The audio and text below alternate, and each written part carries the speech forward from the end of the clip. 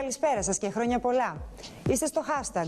Οι περισσότεροι, κυρίως οι πιο νέοι, όχι μόνο γνωρίζετε, αλλά χρησιμοποιείτε το hashtag διαρκώς.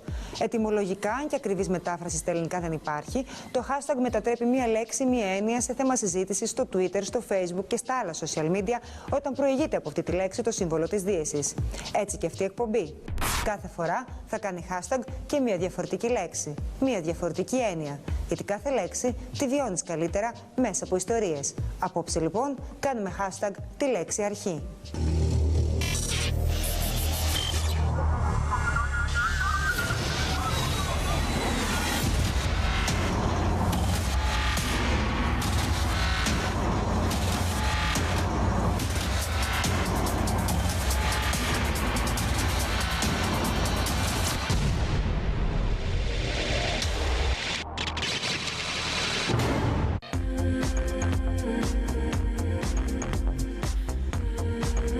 Η δημιουργική ενέργεια του Θεού είναι αυτή η οποία έφτιαξε ό,τι βλέπουμε εμείς σήμερα.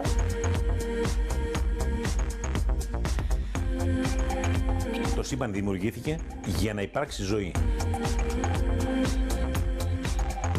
Εν αρχή επίησεν ο Θεός των ουρανών και την γην. Εμείς από τα αστεράκια αυτά που βλέπουμε στον ουρανό, ένα διολάκι βγήκε και ήρθε εδώ και έφτιαξε τη γη.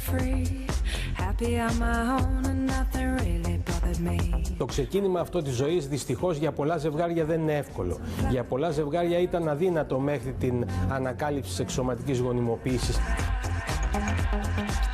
18 ώρες μετά την είσοδο του σπερματοζωαρίου μέσα στο άριο, στο μικροσκόπιο θα δούμε να σχηματίζονται οι δύο προπυρήνες, οι οποίοι σηματοδοτούν τη μαγική στιγμή της έναρξης της ζωής. Τα πράγματα στην Ελλάδα δεν είναι καλά. Υπάρχει κρίση, υπάρχει κόσμος απελπισμένος, έτσι. Αλλά αν φύγουμε όλοι και να κάνουμε πράγματα στο εξωτερικό που μπορεί να είναι ίσως πιο εύκολα, ποιος θα μείνει εδώ να ανταλλάξει τα πράγματα.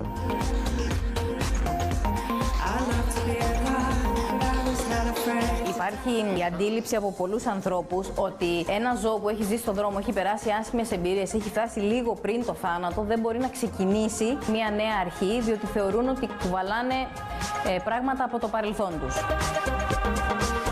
Η Diamond είναι μια νέα αρχή για μένα, μια αρχή περισσότερων ευκαιριών, μεγαλύτερης άνεσης, μεγαλύτερης αυτονομίας.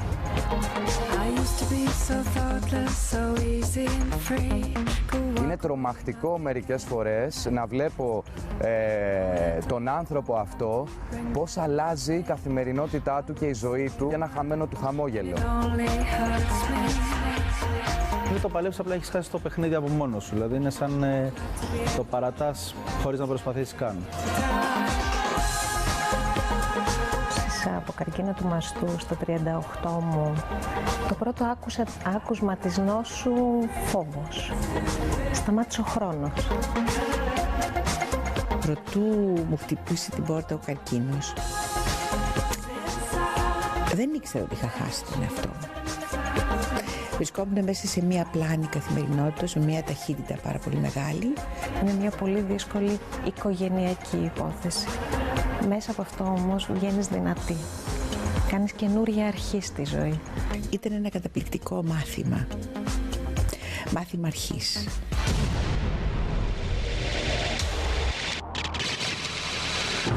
Η λέξη αρχή έχει πολλές έννοιες. Μπορεί να σημαίνει την αφετηρία, το ξεκίνημα, τον κανόνα, την αιτία, τον όρο, την αξία ή την εξουσία. Εμείς, σε αυτή την πρώτη εκπομπή του χρόνου, θα εξετάσουμε τη λέξη αρχή ως ξεκίνημα. Θα δούμε τη σημασία που έχει για την ψυχολογία του ανθρώπου η έννοια της αρχής, τη δύναμη που μπορεί να κρύβει μέσα της, την έμπνευση, το πάθος, την αλλαγή, την ελπίδα και την ανατροπή. Και επειδή όλα από κάπου ξεκινάνε, ας πάρουμε τα πράγματα από την αρχή. It's a new dawn, it's a new day. It's a new life for me, yeah. It's a new dawn, it's a new day. It's a new life for me.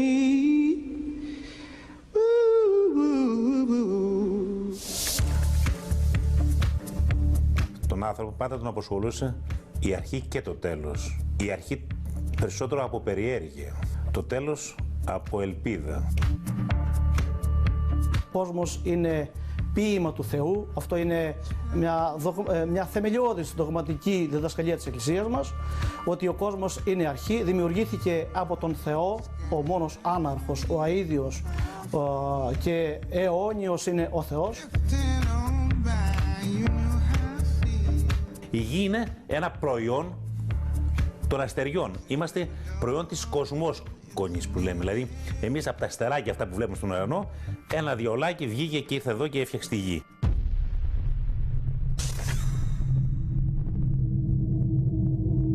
Εν αρχή επίησεν ο Θεός των ουρανών και την γην. Αρχή είναι το χάος, είπαν οι Βαβυλώνιοι. Η δημιουργική ενέργεια του Θεού είναι αυτή η οποία έφτιαξε ό,τι βλέπουμε εμείς σήμερα. Υπάρχουν κάποιοι που λένε ότι μπορεί να είναι τυχαίο γεγονός. Το σύμπαν δημιουργήθηκε για να υπάρξει ζωή. Μην κολλάτε γιατί έγινε το σύμπαν. Το σύμπαν ήταν, ας το πούμε, ένα γεγονός τυχαίο για να δημιουργηθεί η ζωή.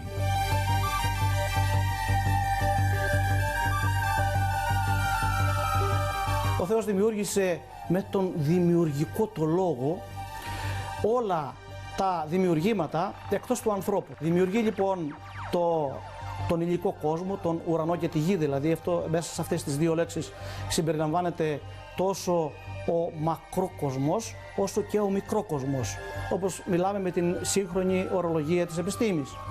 Μέσα σε 6 ημέρες. Τι σημαίνει 6 ημέρες? Να μην παρασυρθούμε τώρα, δεν είναι 24, δεν πρόκειται για 24 ώρα, αλλά για μεγάλα χρονικά διαστήματα, τα οποία ο Θεός χρειάστηκε για να δημιουργήσει αυτόν τον κόσμο που βλέπουμε εμείς σήμερα. Ο Θεός έβαλε μέσα στον άνθρωπο κάτι δικό του, το πνευματικό στοιχείο. Το σύμπαν ήταν στην αρχή καυτό, πολύ καυτό, ζεστό και πολύ πυκνό. Και κάποια στιγμή, πριν από 13,7 δισεκατομμύρια χρόνια περίπου, έγινε μια απότιμη έκρηξη, έπεσε απότομα η θερμοκρασία σε 3 λεπτά περίπου και δημιουργήθηκε το πρώτο άτομο, το πρώτο στοιχείο, αυτό ήταν το υδρογόνο. Εκεί λοιπόν, καίγοντας το υδρογόνο σε μεγάλες θερμοκρασίες, δημιουργήθηκαν όλα τα υπόλοιπα στοιχεία της φύσης που φτάσανε στη γη. Εμείς εδώ τώρα μεταξύ μας, δηλαδή η γη εννοώ, αν θεωρήσουμε ότι έχει γίνει το σύμπαν πριν από 13 δισεκατομμύρια χρόνια, η γη έγινε περίπου από 4,7 δισεκατομμύρια. Εκεί πάνω λοιπόν δημιουργήθηκαν όλα τα άλλα και εμείς. Σκόνια από τους αστέρες και ήρθε εδώ και έφτιαξε τη γη. Αυτή είναι η μη θεοκρατική αντίληψη. Η θεωρία του Big Bang είναι η πιο κοντινή, θα λέγαμε, θεωρία στην διδασκαλία της Εκκλησίας μας περί της δημιουργίας του κόσμου. Άρα λοιπόν δεν υπάρχει και σε αυτή την περίπτωση καμιά αντίθεση μεταξύ πίστεως και επιστήμης.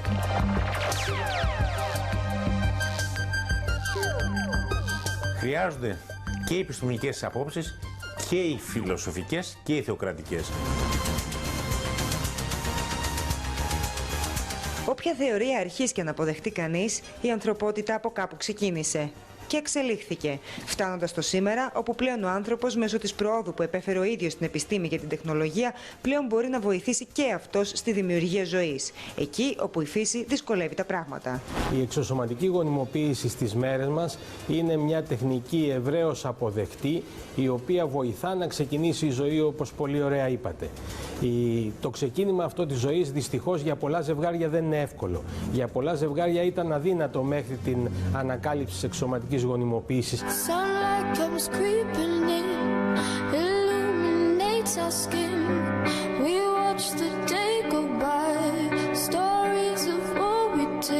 Σήμερα λοιπόν μπορεί ένα ζευγάρι το οποίο έχει δυσκολία στη γονιμότητά του, που δεν του επιτρέπει η φύση να πετύχει την εγκυμοσύνη, μέσω της εξωσωματικής γονιμοποίησης να ξεκινήσει αυτή τη διαδικασία.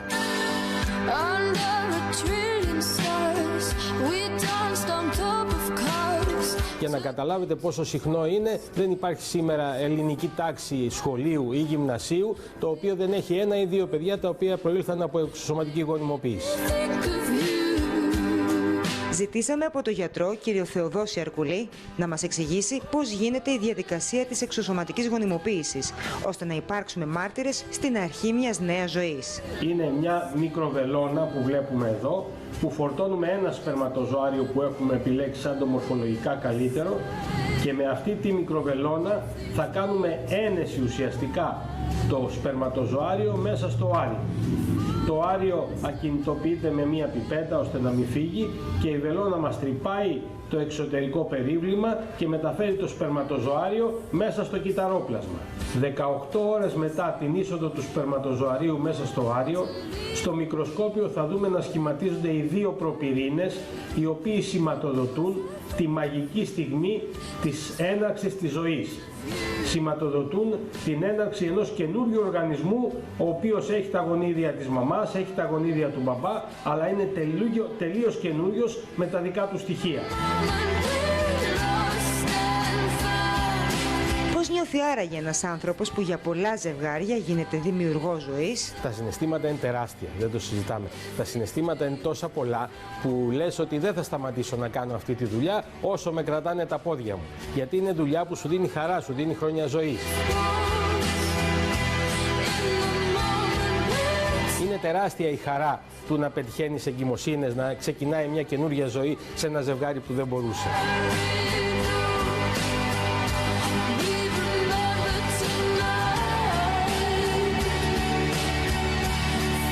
Το κέντρο μας δουλεύει από το 1992, οπότε υπολογίζουμε γύρω στα 5.000 παιδιά να έχουν γεννηθεί ανά την Ελλάδα και ανά τις Υπήρους, γιατί μας έχουν έρθει από την Αφρική, έγχρωμοι από την Ασία, από όλο τον κόσμο, από Αμερική, Έλληνες από τον Καναδά, Έλληνες από την Αμερική, και είναι μεγάλη χαρά να ξέρεις ότι σε όλο τον κόσμο υπάρχουν παιδιά τα οποία βοηθήσαμε και εμείς λίγο για να γίνουν.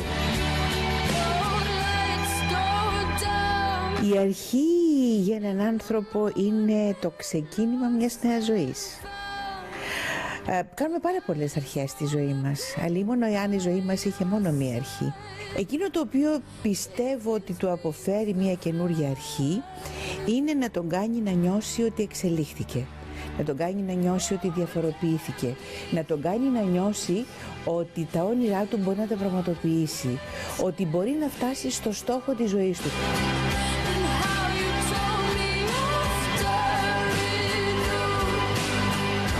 Αρχή και δύσκολη λένε. Και αυτό γιατί η αρχή συνεπάγεται αλλαγή και η αλλαγή κρύβει φόβο. Στην ενότητα που ακολουθεί θα γνωρίσετε νεαρούς Έλληνες που είχαν την ιδέα, είχαν την όρεξη, το πάθος και την έμπνευση, αλλά δεν είχαν τις συνθήκες. Η Ολλανδική Πρεσβεία στη χώρα μας εφαρμόζει ένα πρόγραμμα που στόχο έχει να βοηθήσει νέους ανθρώπους με όραμα να ξεκινήσουν την υλοποίηση της ιδέας τους, κάνοντας μαζί μία αρχή. Αρχή είναι καινούργιες εμπειρίες, είναι ένας φανταστικός καινούριος κόσμος. Θεωρώ, κάνοντας ο καθένας τη δική του αρχή, έχοντας βρει αυτά που αγαπάει από τα πιστεύω του, μπορεί να ζήσει όπως ακριβώς επιθυμεί και όπως ακριβώς θέλει.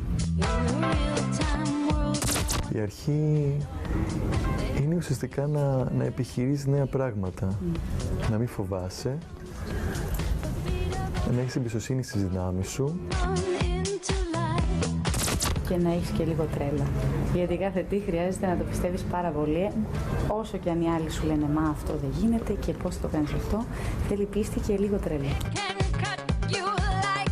Και φυσικά να μην φοβάσαι να τελειώσεις κάτι, δηλαδή πάει μαζί και με αυτό. Μπορείς να πάρεις αυτά που έχεις μάθει από προηγούμενες προσπάθειες και να τα ξεκινήσεις με μια λευκή κόλλα και να τα κάνεις από την αρχή, να τα χτίσεις όπως πρέπει.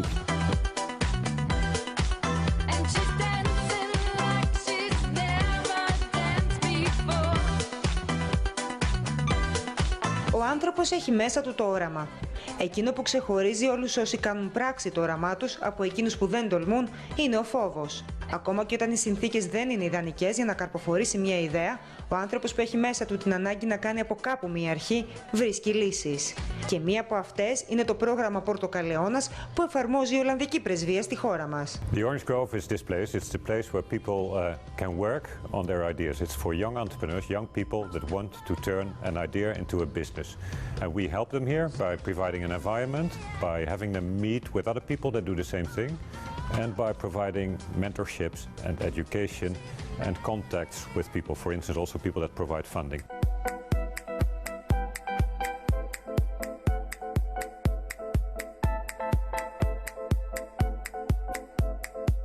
Εμείς εδώ αναπτύσσουμε μια εφαρμογή ξενάγησης, την Clio Muse.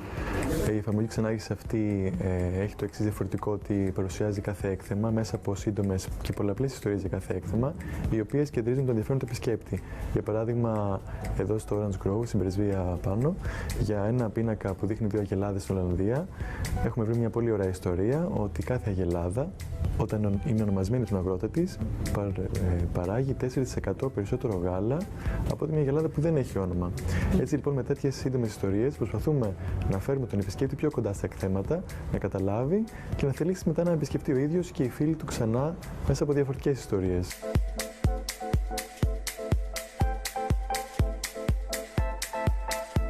Εμείς είμαστε εδώ με το τιμήμας.gr. Το τιμή μας είναι ένα site σύγκρισης τιμών σούπερ μάρκετ, το οποίο δίνει τη δυνατότητα στον καταναλωτή να εξοικονομήσει χρήματα στις καθημερινές του αγορές του σούπερ μάρκετ.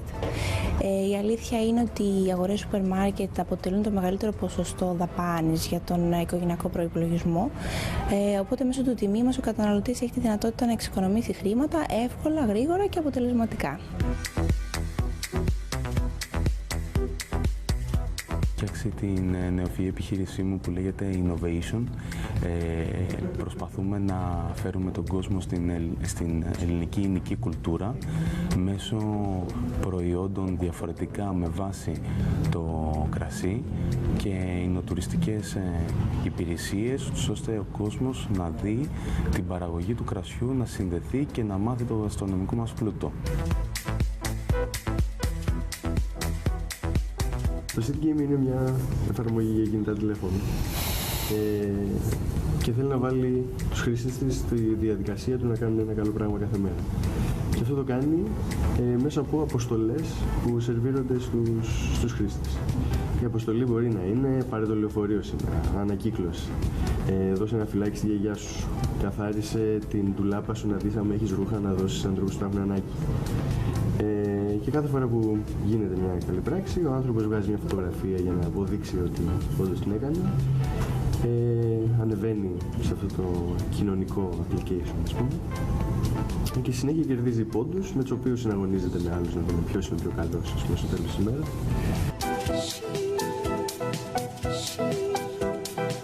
Anybody that has a good idea and thinks, I want to do this myself, I want to develop this idea because I want to solve a problem in society, can come to us with his business plan, explain it to us, we will have an interview, and then a group of people that know about starting up a business will decide whether they can participate in Orange Grove or not.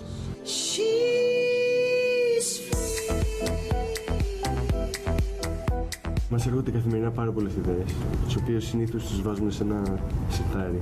Και να οριμάσουν. Να οριμάσουν. Αν δεν κάνουμε ένα νέο ξεκίνημα το χρόνο τουλάχιστον, κάτι παθαίνουμε. Πάντως κάτι που έχουμε δει και το έχουμε δει στην πράξη είναι ότι μόλις σκεφτούμε ότι κάτι δεν δουλεύει, την επόμενη μέρα έχει γίνει ένα καινούριο ξεκίνημα. Δηλαδή δεν διστάζουμε να θυσιάσουμε το παλιό και το καινούριο.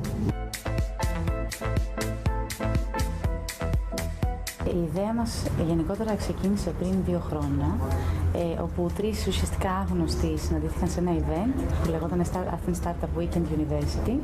Ήταν ένα από τα πρώτα events που γινόντουσαν για τα startups και έτσι πολλά άτομα από πολλούς διαφορετικούς επαγγελματικούς τομείς ερχόντουσαν μαζί και για να ενώσουν τις δυνάμεις τους σε μια ιδέα. Τα πράγματα στην Ελλάδα δεν είναι καλά. Υπάρχει κρίση, υπάρχει κόσμος απελπισμένος, έτσι.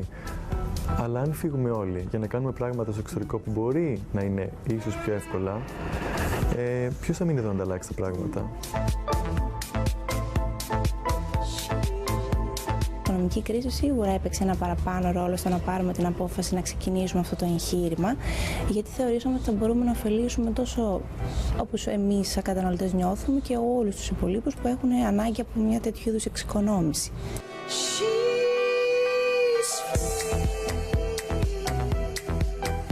Ουσιαστικά εμείς σαν καταναλωτές πρώτα αρχικά ξεκινήσαμε και δόθηκε η ιδέα για αυτό το εγχείρημα, καθώς παρατηρήσαμε ότι υπάρχει μια έλλειψη γενικότερα όσον αφορά την ενημέρωση του καταναλωτή για το πώς μπορεί να εξοικονομήσει χρήματα στις αγορές σούπερ μάρκετ, που αποτελούν ένα πολύ σημαντικό ποσοστό δαπάνης για ένα νοικοκυριό, είτε για νέους ανθρώπους αλλά και για μεγαλύτερες ηλικίες. Νομίζω μας αφορά όλους. Και θεωρώ το ελληνικό κρασί το τέλειο μέσο για να αναδείξουμε τον πολιτισμό μας. Μπορείς, άμα θέλεις να προσπαθείς στην Ελλάδα, να καταφέρεις ό,τι και είναι αυτό. Και από την άλλη πλευρά είναι υπέροχο να είσαι στην Ελλάδα, στην Αθήνα, στο σπίτι σου και να δουλεύεις εδώ πέρα. It means taking your future in your own hands.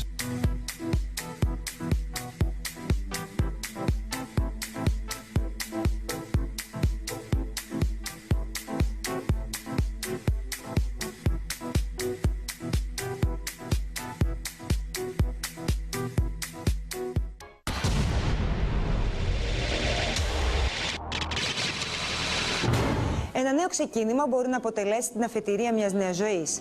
Και η σημασία της αρχής, όταν αυτή αφορά σε μια κατάσταση που μοιάζει εδραιωμένη και αμετάβλητη, είναι ιδιαίτερης αξίας. Εκεί που το σκοτάδι γίνεται ξαφνικά φως ή το τέλος μοιάζει καταδικασμένο, όλα αλλάζουν και αρχίζουν πάλι από την αρχή.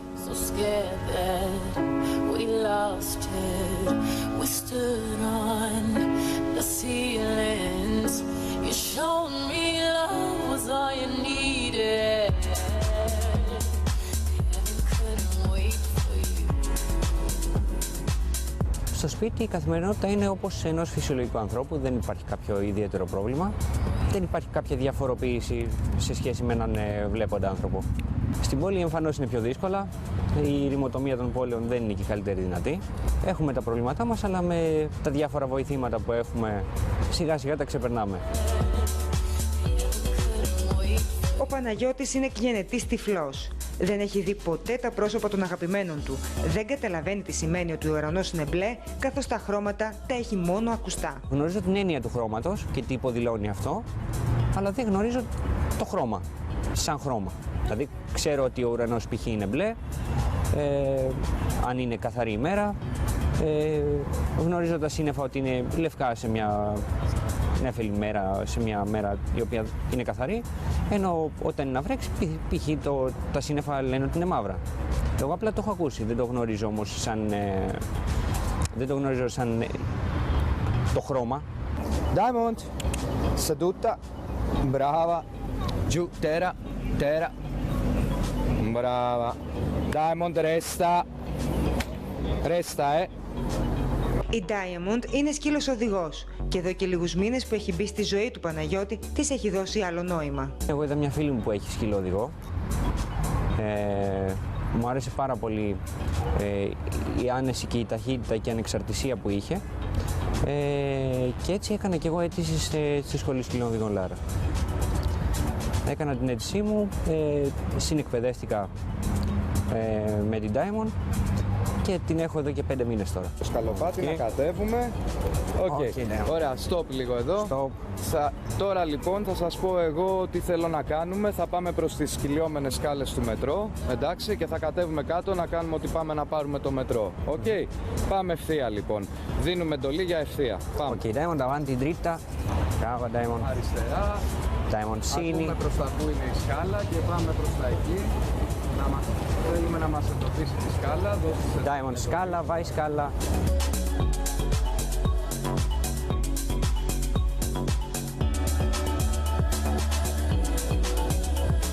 Παρότι είναι πολύ μικρό το χρονικό διάστημα που έχω την Diamond, ένα πολύ ωραίο συναίσθημα ένιωσα όσον αφορά την αυτονομία μου όταν πήγαινα στοιχείο με το καράβι.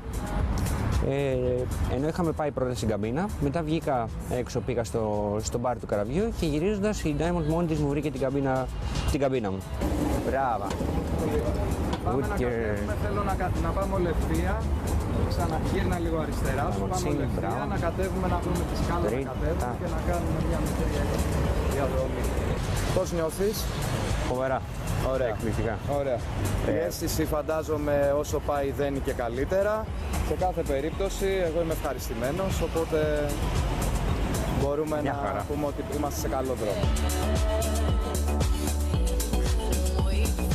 Από πάρα πολύ μικρό ένα κουτάβι μπαίνει στην κοινωνικοποίηση και στην βασική υπακοή και μετά έρχεται στα χέρια τα δικά μου του εκπαιδευτή, που θα μπει στο ειδικό σαμάρι, που θα είναι άλλη μια αρχή καινούρια για το σκύλο, και στο τελευταίο στάδιο που είναι η συνεκπαίδευση, που θα ξεκινήσει ουσιαστικά. Εκεί πέρα είναι η αρχή του σκύλου και του τυφλού χειριστή που θα γνωριστούν και θα συνεκπαιδευτούν ώστε να μπορούν να κυκλοφορούν σαν ομάδα. Σηματοδοτεί σίγουρα μια νέα αρχή, ένα νέο ξεκίνημα και για τους δυο τους.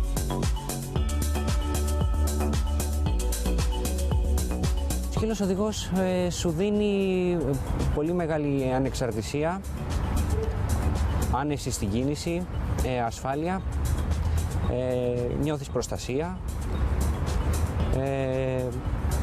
και αναμφισβήτητα είναι ένα ζώο, είναι μια παρέα.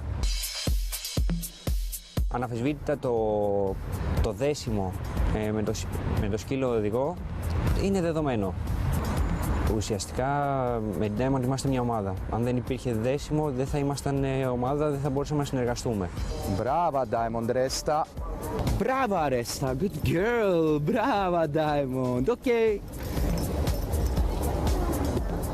Η Diamond μόλις μας έδειξε βασική υπακοή. Αυτό το σκυλί μαθαίνει ότι μέχρι να πάρει την εντολή να ελευθερωθεί θα πρέπει να μείνει στο ίδιο σημείο, ώστε σε κάθε περίπτωση ο τυφλός χειριστής του να είναι εύκολο για αυτόν να εντοπίσει το σκύλο οδηγό του, γιατί μπορεί να χρειαστεί να τον αφήσει έξω από μια τουαλέτα, σε μια καφετέρια, σε ένα εστιατόριο, κάπου που δεν θέλει τέλος πάντων για τον α ή β λόγο να τον πάρει μαζί του. Πρέπει να είναι ικανός να βρίσκει το σκύλο του στο ίδιο σημείο που τον άφησε. Και η Diamond εδώ πέρα μας έδειξε πώς το κάνουμε αυτό. Αυτό που βλέπω μπορώ με μία λέξη να το χαρακτηρίσω μαγικό, όλο αυτό που γίνεται. Αυτό το δέσιμο, το πώς ο σκύλος γυρνάει και κοιτάζει τον τυφλό χειριστή, πώς ο σκύλος αυτός αντιλαμβάνεται από την αρχή ότι τη διαφορετικότητα, έτσι, αλλά και τη μοναδικότητα παράλληλα, γιατί όλοι είμαστε μοναδικοί, ενός ανθρώπου καινούριου που θα είναι ο μελλοντικός άνθρωπός του. Η συνεκπαίδευση για μένα είναι η απόλυτη, έτσι, καινούρια αρχή, ακόμα και για μένα τον ίδιο. Γιατί βλέπω έναν άνθρωπο και ένα σκύλο να γίνονται ομάδα, να γίνονται ένα. Η Diamond είναι μια νέα αρχή για μένα, μια αρχή περισσότερων ευκαιριών, μεγαλύτερης άνεσης, μεγαλύτερης αυτονομίας.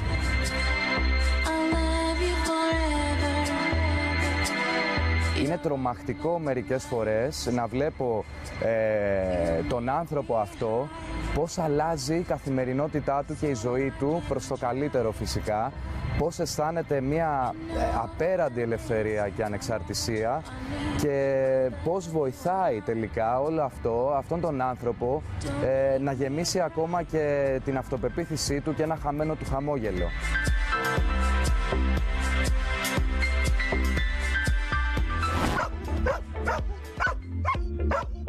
Αν είχαν και τα ζώα τη δυνατότητα να χαμογελούν, τότε η Καλυψό και ο Μπίλι θα το έκαναν με την καρδιά τους. Χάρη στη δράση των μελών του Ζωοφιλικού Σωματείου Ηλιούπολης, που τα βρήκε και τα φρόντισε, δίνοντάς τους μια δεύτερη ευκαιρία σε μια ζωή που αξίζουν. Η Καλυψό βρέθηκε περίπου πριν ένα χρόνο και η ιστορία της δεν διαφέρει από αυτή των περισσότερων κυνηγόσκυλων. Και αν ρωτήσετε οποιοδήποτε φιλοζωικό σωματείο, δεν είμαστε μόνο εμείς, θα σας πει ότι είναι μια πολύ μαύρη ιστορία αυτή με τα κυνηγόσκυλα.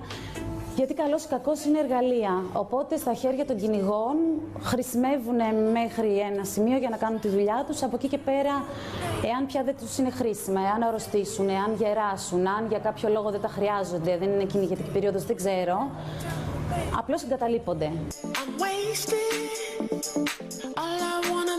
Η καλυψό λοιπόν ήταν ένα από τα σκυλιά τα οποία τα βρήκαμε σε πάρα πολύ άσχημη κατάσταση. Ήταν πάρα πολύ απεισνασμένη, πάρα πολύ αδύνατη. Φαινόταν ότι είναι γεμάτη αρρώστιες, πολύ φοβισμένη. Τελικά από ό,τι αποδείχτηκε ήταν σχετικά υγιής. Αυτό που της έλειπε ήταν αγάπη, τροφή και μια φροντίδα, την οποία της την προσφέραμε εμείς αρχικά.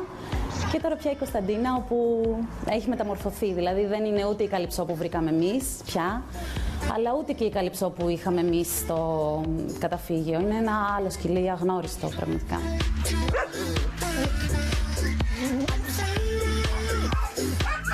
Η Κωνσταντίνα αγαπάει τα ζώα. Αποφάσισε να αποκτήσει ένα δικό της σκυλάκι, ωστόσο δεν σκέφτηκε ποτέ να αγοράσει κάποιο από pet shop, αλλά να υιοθετήσει.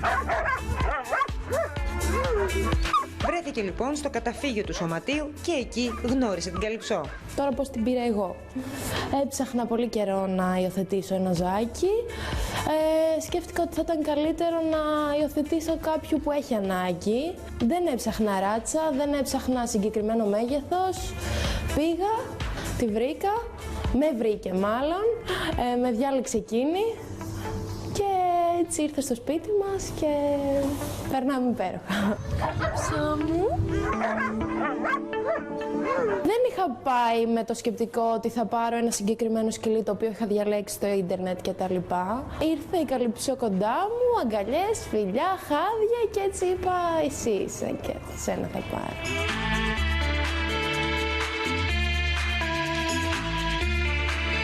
Με την καλυψό κάναμε μια καινούργια αρχή. Εγώ συγκεκριμένα μένω με την οικογένειά μου, τον αδερφό μου και τους γονείς μου. Ήρθε στο σπίτι και έχουν αλλάξει τα πάντα. Από τη στιγμή που θα ανοίξουμε την πόρτα να μπούμε στο σπίτι, που θα ασχοληθούμε με κάποιον άλλο, που θα έχουμε κάποιον να μιλήσουμε, να αγκαλιάσουμε, να παίξουμε μαζί του.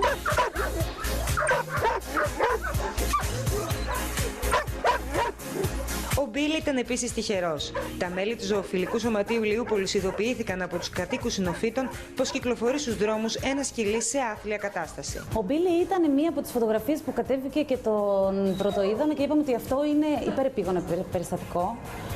Οπότε το συζητήσαμε με τα κορίτσια, έγραφε η κοπέλα η οποία τον είχε δει στο σταθμό του τρένου στα Ινόφυτα ότι κυκλοφορεί εκεί. Και από τη φωτογραφία και μόνο θεωρήσαμε ότι είναι υπερεπίγον. Οπότε την επομένη μέρα πήγανε δύο εθελόντριές μας, ψάξανε, τον βρήκανε, κατάφεραν να τον πιάσουν γιατί τέτοια σκυλιά δεν είναι και εύκολο να τα πιάσεις γιατί δεν εμπιστεύονται.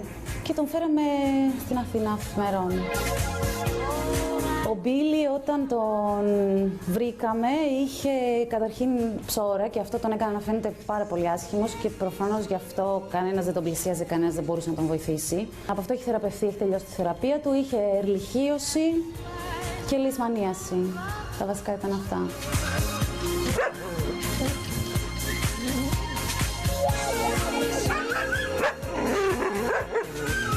Τον καιρό που περιφερόταν λοιπόν στα Ινόφυτα ο Μπίλι, που από ό,τι μάθαμε ήταν σίγουρα 3-4 μήνες, έτσι μας είπαν οι κάτοικοι, όπου όλοι τον ξέρανε, κανένας δεν ασχολιότανε. Ρωτήσαμε, έχετε δει αυτό το σκυλάκι, μας λέγανε ναι, κυκλοφορεί εκεί. Ένας άνθρωπος ήταν ο μόνος που τον τάιζε και προσπαθούσε να τον βοηθήσει όσο μπορούσε και όσο ήξερε. Και ήταν ο κύριος Βασίλης, ένας μετανάστης από το Πακιστάν, ο οποίος συναντήθηκε και με τις κοπέλες, τις δικές μας εθελόντριες, οι οποίες πήγαν να τον βρούνε και αυτός τελικά τις βοήθησε και να τον εντοπίσουν γιατί ήταν πολύ δύσκολο. Και τιμήσανε και πήρε και το όνομά του, γι' αυτό είναι Μπίλι.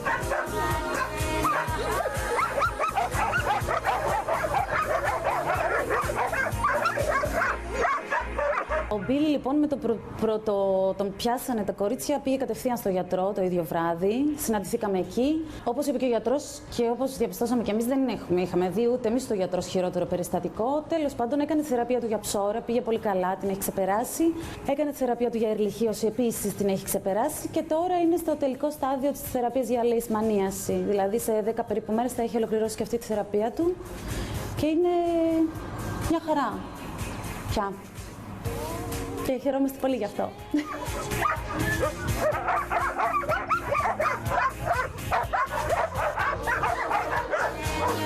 Για τον Μπίλι αυτό που ζει πιστεύω ότι δεν το πίστευε ποτέ ότι μπορεί να το ζήσει. Δεν ξέρω αν έζησε μια ζωή ως αδέσποτος ή αν είναι εγκαταλειμμένος. Κατά τη γνώμη μου εγκαταλείφθηκε γιατί έχει κάποια στοιχεία που δείχνουν ότι είναι από σπίτι. Αλλά φυσικά στην κατάσταση που ήταν, πραγματικά νομίζω, ειδικά εκείνες τις πρώτες εβδομάδες, δεν το πίστευε αυτό που συνέβαινε και άργησε και σχετικά να με πιστευτεί. Όχι πολύ, αλλά παρόλο που ήταν στα ζεστά με το φαγητό του και με πολύ αγάπη, έμπαινα στο δωμάτιό του, γιατί ήταν στην αρχή σε καραντίνα, επειδή λόγω της ψώρας. Έμπαινα στο δωμάτιο που ήταν και μαζευόταν.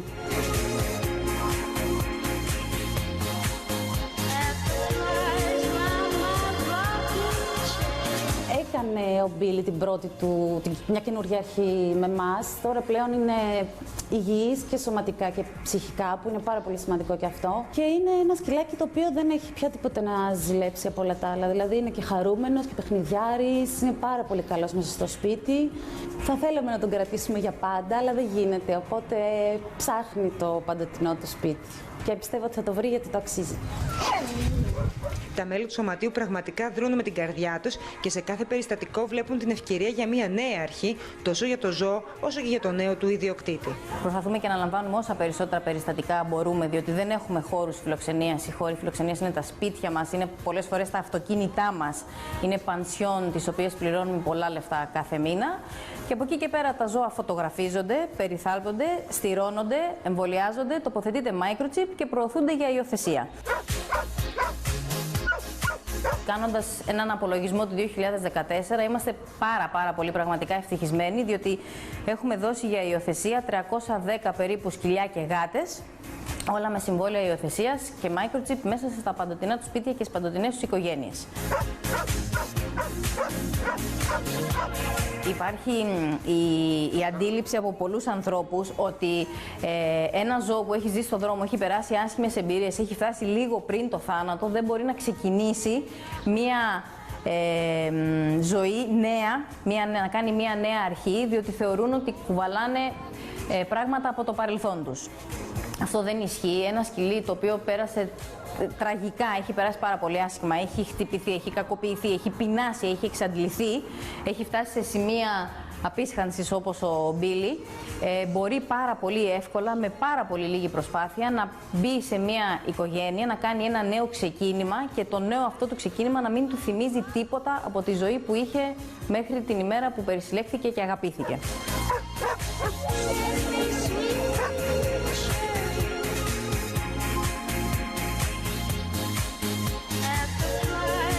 Ήταν Αύγουστος του 1994 όταν ο 10χρονος Βασίλης Δοσούλας συγκίνησε το Πανελλήνιο με την ιστορία του. Μια εκδρομή για ψάρεμα μετατράπηκε σε τραγωδία όταν διερχόμενο υπτάμενο δελφίνι τον ακροτηρίασε, αλλάζοντας τη ζωή του ριζικά. Η προσαρμογή σε μια νέα ζωή μετά το ατύχημα δεν ήταν το μόνο νέο ξεκίνημα που έκανε ο Βασίλης όλα αυτά τα χρόνια. Ατίθασος, ανήσυχο πνεύμα και γεμάτος όραμα, ο Βασίλης αγαπά να τολμά και να βλέπει σε ό,τι αγαπά και μια νέα αρχή.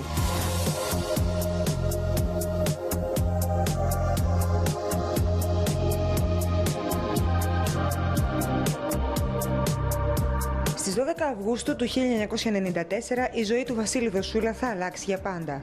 Την ώρα που ψαρεύει με τον πατέρα και το θείο του στα ανοιχτά του τολό, ένα υπτάμενο δελφίνι κατευθύνεται κατά πάνω τους. Από τη σύγκρουση, ο Βασίλης θα χάσει τα δύο του πόδια και το ένα του χέρι. Οι δίτες κάνουν υπεράνθρωπες προσπάθειες για να εντοπίσουν τα κομμένα μέλη μέσα στη θάλασσα. Βρίσκουν το χέρι και το ένα πόδι, αλλά σε άθλια κατάσταση.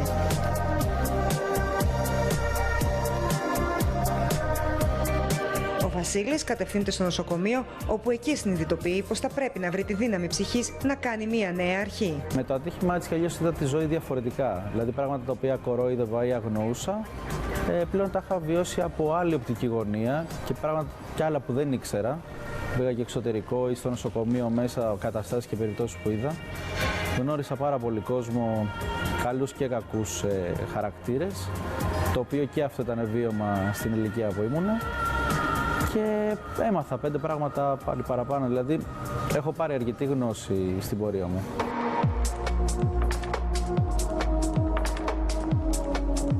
Ήταν μια αρχή η οποία εγώ δεν την είδα δύσκολα. Τουλάχιστον είχα και τους ανθρώπους γύρω μου που με στηρίζανε και με βοηθάγανε και δεν το είδα σαν δυσκολία στην ουσία.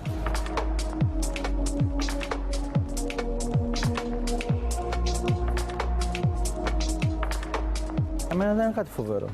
τουλάχιστον εγώ προσωπικά, επειδή ήμουν και λίγο τα μυαλά στα κάγκελα, δεν είχα θέμα. Και ήταν και αυτό, το έχω πει αρκετές φορές. Ήταν και εποχή Robocop, όλα αυτά τα ρομποειδή τα πράγματα. Το είχα πάρει στο χαβαλέ και μου άρεσε κιόλας. Δηλαδή σκεφτόμουν τρελά πράγματα. Στην αρχή νόμιζα θα ξαναφυτρώσω, η αλήθεια είναι, το είχα πει και αυτό και το είχα πιστέψει. Αλλά μετά λέω, δεν μου είναι λογικό, δεν μου βγαίνει. Μετά όταν είδα την πραγματικότητα πάλι δεν με προσγείωσε κάπου ανώμαλα, ήταν κάτι το οποίο το θεώρησα φυσιολογικό και μια συνέχεια δηλαδή της ζωής μου. Αυτό που κοίταγα τότε είναι πώς να σταθώ πάλι στα πόδια μου. Τίποτα δεν είναι ακατόρθωτο πρώτα απ' όλα. Δηλαδή, άμα δεν το πιστέψεις εσύ ο ίδιος και να το παλέψεις, πολύ απλά, αν δεν το παλέψεις, απλά έχεις χάσει το παιχνίδι από μόνος σου. Δηλαδή, είναι σαν το παρατάς χωρίς να προσπαθήσεις καν.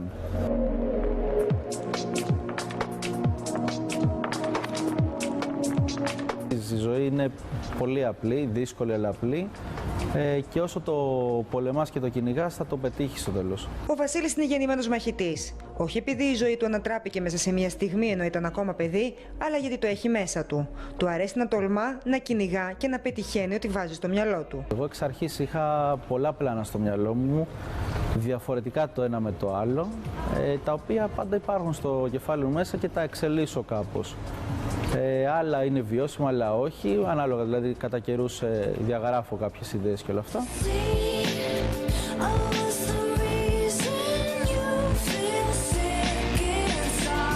Στην αρχή ήθελα να γίνω γιατρός για να φτιάχνω φάρμακα στη γιαγιά για να μην πάθει τίποτα. Μετά σιγά σιγά εξελίχθηκε όλο αυτό, άλλαξα ένα σωρό επαγγέλματα και είχα καταλήξει μετά σε προγραμματιστή, σε αρχιτέκτονα. Τέλος πάντων, απ' όλα πήγα πολυτεχνείο σαν πολιτικός μηχανικός, μέχρι που είδα ότι αυτό δεν ήταν κάτι που με ενθουσίαζε. Να είχα πάει σε μια άλλη σχολή με αξεσουάρ, ξεκίνησα και από εκεί. Είχα μάθει για παπούτσια, τσάντες απ' όλα, με τσάντες ασχολήθηκα, έφτιαξα κιόλας. Το οποίο το έχω παγώσει, δεν είναι ότι το έχω σταματήσει. Έχω αρκετά σχέδια έτοιμα. Απλά περιμένω λιγάκι την αδερφή μου, μόλις είναι και αυτή έτοιμη, να ξεκινήσουμε κάτι μαζί, κάτι δυνατό. Και μετά με τον ξάδερφό μου κάναμε ένα καινούριο ξεκίνημα στο θέμα επιχειρήσεων. Και τώρα παλεύουμε εδώ πέρα με το εστιατόριο που έχουμε φτιάξει.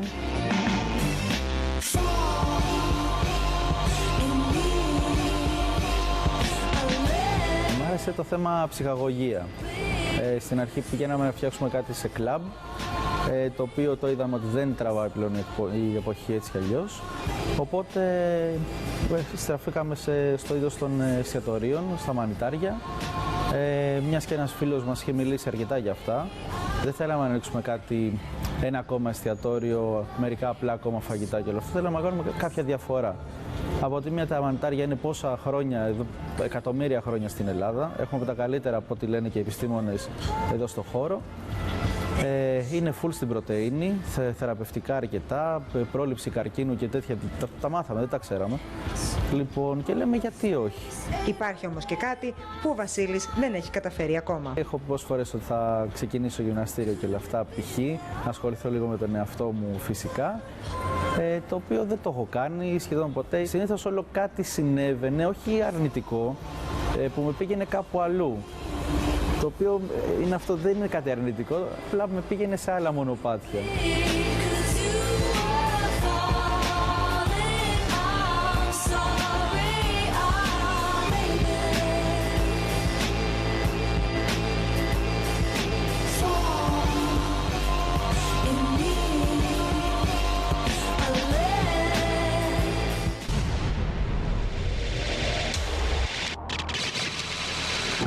Στη ζωή οι προκλήσεις είναι πολλές. Η δύναμη της ψυχής, ωστόσο, δοκιμάζεται όσο ποτέ όταν κάποιος έρθει αντιμέτωπος απειλητικά με το τέλος.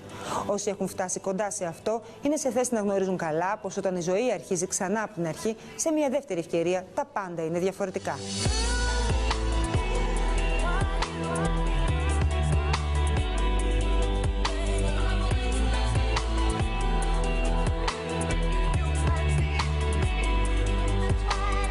Νόσησα από καρκίνο του μαστού στα 38 μου αρχές Ιανουαρίου του 2012, πριν 3 χρόνια. Είμαι παντρεμένη, είχα 2 μικρά παιδιά, 3 και 6 ετών και έπρεπε να αντιμετωπίσω την ασθένεια και την οικογένεια ταυτόχρονα με την νόσο. Το πρώτο άκουσμα της νόσου, φόβος.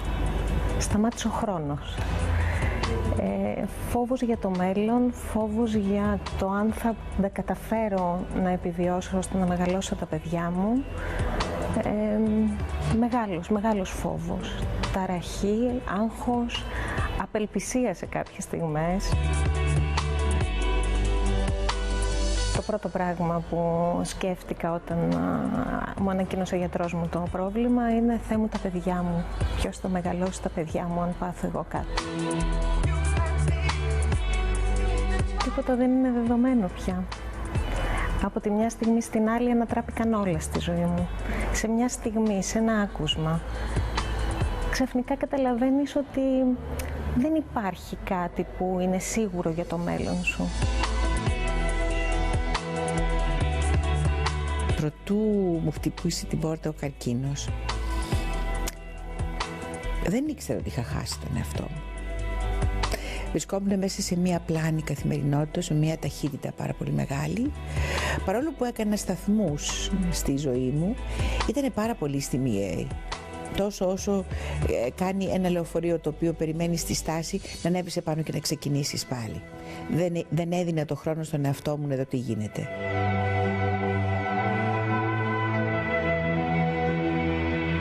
Μέχρι πριν να νοσήσω ήμουν ένα ρομποτάκι της εποχής. Δουλειά, σπίτι, παιδιά, τρέξιμο, άγχος. Με την εμπειρία λοιπόν αυτή γύρισα πίσω πάλι σε μένα. Είναι αυτό που λέω, γύρισα πίσω πάλι στο σπίτι μου. Γύρισα στο να ανακαλύψω εγώ εμένα και το πόσο άδικη ήμουν με τον εαυτό μου και τι συγχώρεση έπρεπε να δώσω στον εαυτό μου που τον είχα ταλαιπωρήσει τόσο πολύ.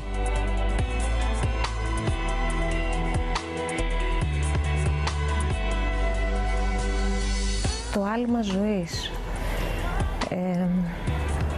είναι για μένα η δεύτερη οικογένειά μου. Η πρώτη μου λοιπόν επίσκεψη στο χώρο του συλλόγου που έγινε κάποια συνάντηση με την κοινωνική μας λειτουργό, αυτή ήταν η κουβέντα που με έκανε να ξεκινήσω πάλι, να μηδενίσω το κοντέρ και να ξεκινήσω τη νέα μου ζωή από εκεί. Μου είπε λοιπόν μετά από μια ώρας περίπου κλάματα, μιλούσα για μένα, για τα παιδιά μου, για το πώς να αντιμετωπίσω όλη την κατάσταση. Φεύγοντας μου είπε να πάω σπίτι μου και να κοιτάξω στον καθρέφτη και να πω το τι χρωστώ στην Αντιγόνη, τι πρέπει να κάνεις για την Αντιγόνη. Πραγματικά το έκανα και κοιτάζοντας το είδωλό μου στον καθρέφτη αντιλήφθηκα ότι μάλλον της χρωστάω πολλά. Μάλλον πρέπει να κάνω πολλά για εκείνη πλέον από εδώ και πέρα και όχι για... Πρέπει να αλλάξω τις προτεραιότητές μου, πρέπει να βάλω την Αντιγόνη μπροστά και όχι όλα τα άλλα πράγματα που πριν σκεφτόμουν.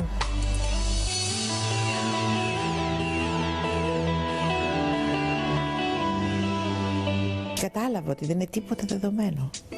Αυτό λοιπόν με έκανε να αξιοποιήσω, αξιολογήσω, θαυμάσω την ύπαρξή μου και να νιώσω το πόσο τυχερή είμαι που βαδίζοντας αυτό το μονοπάτι μπόρεσα και γνώρισα τα σοκάκια της ζωής και τα πεζοδρόμια εκείνα τα οποία θεωρούσα πολύ υποτιμητικά να τα περπατήσω γιατί δεν με βγάζανε στο όνειρο της εποχής. Είδα ότι η καθημερινότητά μου είναι ο στόχος μου. Κάθε μέρα μου είναι ο στόχος μου. Τα όνειρά μου είναι τόσο μεγάλα όσο είναι της επόμενης ημέρας. Που όταν ξημερώσω και ανοίγω τα μάτια μου, βάζω μπρος το όνειρο της ημέρας. Και αυτό πρέπει να σας πω χωρισμένο στα τρία. Στο πρωί, το μεσημέρι και το βράδυ. Αυτό μου κάνει να νιώθω ότι η μέρα μου είναι πολύ μεγαλύτερη από ό,τι είναι στην πραγματικότητα. Αντιμετωπίζοντας τον καρκίνο, αντιλαμβάνεσαι ότι πέρα το ότι τίποτα δεν είναι δεδομένο, ξεκινάς μια νέα ζωή, ξεκινάς μια καινούρια αρχή. Ανατρέπονται όλα, η παλιά ζωή φεύγει, ξεκινάς με νέα δεδομένα. Ρουφάω την κάθε στιγμή. Παρόλο που έχω χάσει την γεύση μου και την όσφρησή μου με τις χημειοθεραπείες, προσπαθώ να μυρίσω αυτά τα οποία δεν μπορώ να μυρίσω.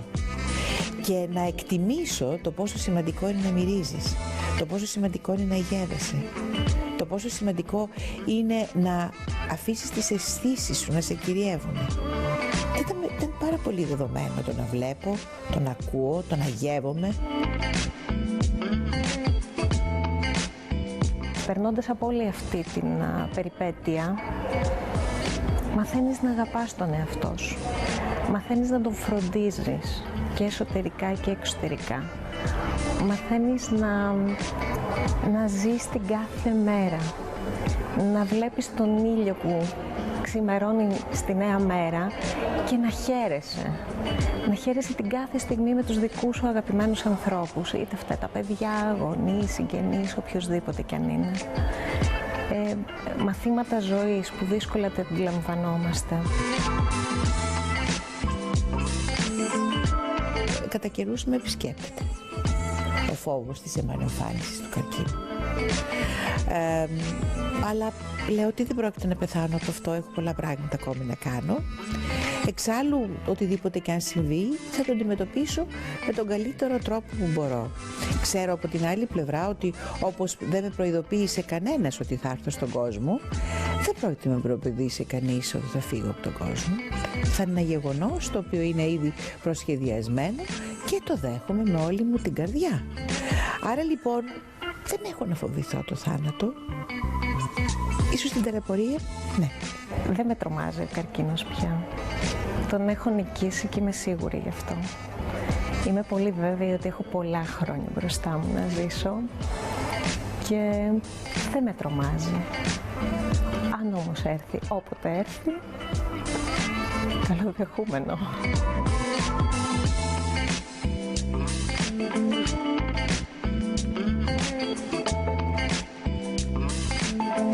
Το όνειρό μου λοιπόν είναι να ζω την κάθε μέρα.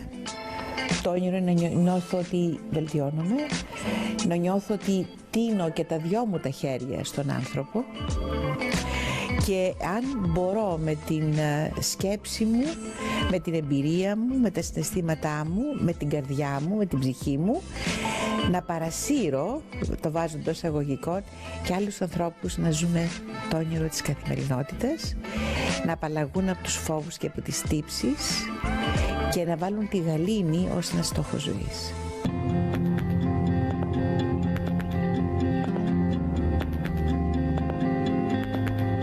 Δεν σκέφτηκα ούτε μία στιγμή να μην κάνω νέα αρχή. Είχα δύο μικρά παιδιά που από τα μάτια τους έπαιρνα δύναμη, που δεν μπορούσα να τα αγνοήσω, ούτε τα παιδιά μου, ούτε το σύζυγό μου. Έπρεπε να παλέψω γι' αυτό, οπότε ούτε για μια στιγμή δεν πέρασε από το μυαλό μου να μην κάνω αρχή. Ήταν για μένα η αρχή. Βλέποντας 4 ματάκια να σε κοιτούν και να νιώθεις ότι σε έχουν ανάγκη, ότι είσαι ο Θεός τους σε αυτά τα 4 ματάκια, δεν χρειάζεται να σκεφτείς τίποτα άλλο. Παλεύεις. Παλεύεις με νύχια και με δόντια να το ξεπεράσεις και να είσαι και χαρούμενη. Γιατί αυτά τα παιδιά αυτό έχουν ανάγκη, χαρά στην οικογένεια. Και αυτό είναι εκείνο το οποίο λέω, ότι σε κάθε άνθρωπο, όποια αρχή και αν ξεκινήσει να κάνει, να ξέρει ότι λυτρώνεται.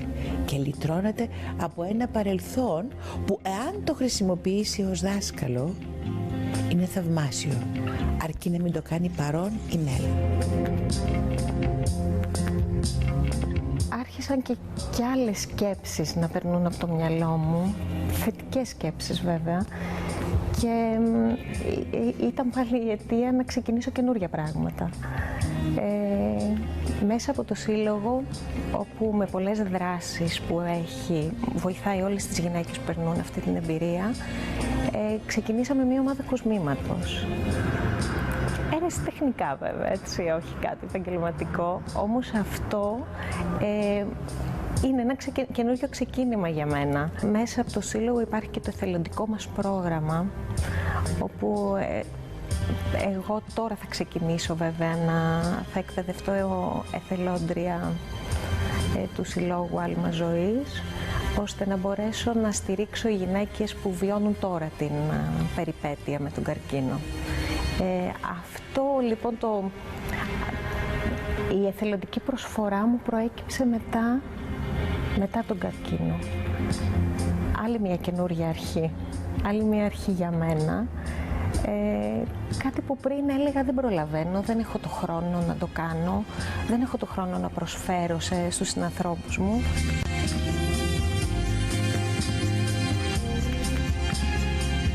Αυτή λοιπόν η αρχή αφενός σηματοδοτήθηκε με ένα βιβλίο. Όπου όλη αυτή την αλλαγή, τη δική μου, την αρχή, την κατέθεσα ως μαθήματα και βήματα ζωής. Γιατί ήταν η δική μου η εσωτερική αλλαγή, η δική μου η αρχή για έναν τελείως διαφορετικό τρόπο ζωής. Εμείς οι άνθρωποι, ακόμη και αν πιστεύουμε ότι δεν έχουμε τη δύναμη για μια καινούρια αρχή, πάντα κάθε μέρα κάνουμε κάτι καινούριο με την ελπίδα ότι αυτό θα είναι καλύτερο για μας. Κάθε θεραπεία είναι μια νέα αρχή. Όταν στην περίοδο των χημειοθεραπείων, που ήταν 6 χημειοθεραπείες, περίπου 6 μήνες, 6 δύσκολοι μήνες, κάθε φορά έλεγα πάμε πάλι από την αρχή, αλλά κοντεύουμε προς το τέλος τους. Κάθε φορά έλεγα πάμε να τον νικήσουμε για μία ακόμα φορά. Θα κάνω τις θεραπείες μου, θα κάνω τη συγκεκριμένη θεραπεία κάθε φορά που ήξερα ότι θα ήταν επώδυνη για αρκετές μέρες μετά, με πολύ άσχημες παρενέργειες.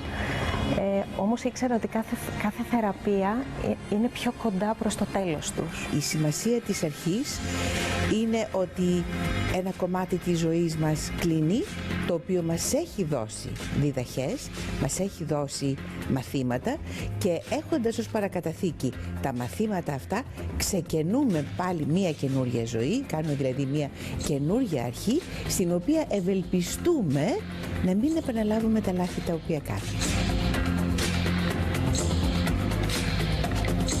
Δεν υπάρχει μάλλον πρόληψη για τον καρκίνο του μαστού. Η μόνη πρόληψη είναι η έγκαιρη διάγνωση. Όλες οι γυναίκες πρέπει να προσέχουν, να κάνουν τις εξετάσεις τους, ώστε να προλάβουν τον καρκίνο, που δυστυχώς δεν είναι εύκολη υπόθεση. Είναι μια πολύ δύσκολη οικογενειακή υπόθεση. Μέσα από αυτό όμως βγαίνεις δυνατή. Κάνεις καινούρια αρχή στη ζωή. Κάνεις καινούριο ξεκίνημα. Και επειδή πια ο καρκίνος του μαστού είναι ιάσιμος εάν βρεθεί έγκαιρα, δεν χρειάζεται να τον φοβόμαστε πια. Ήταν ένα καταπληκτικό μάθημα. Μάθημα αρχής.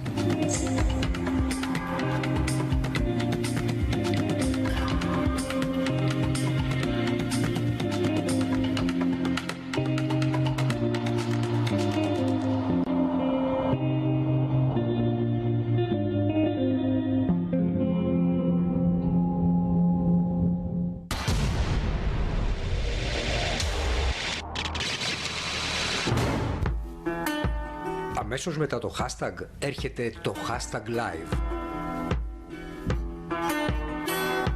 Οι δικές σας αντιδράσεις, η δική σας συμμετοχή ζωντανά με την Ελεονόρα Μελέτη.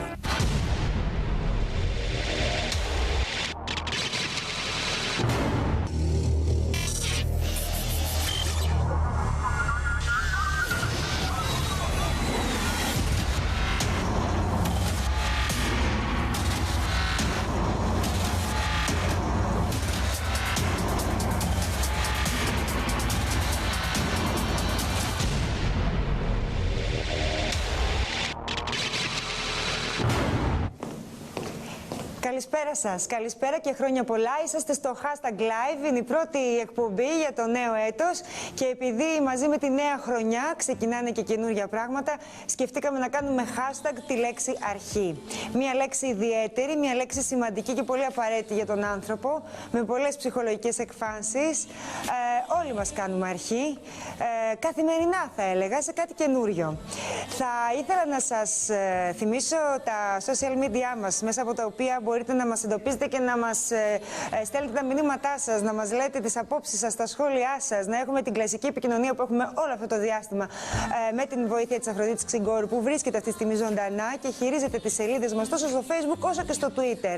Hashtag ETV λοιπόν είναι η σελίδα μας στο Facebook και hashtag ETV.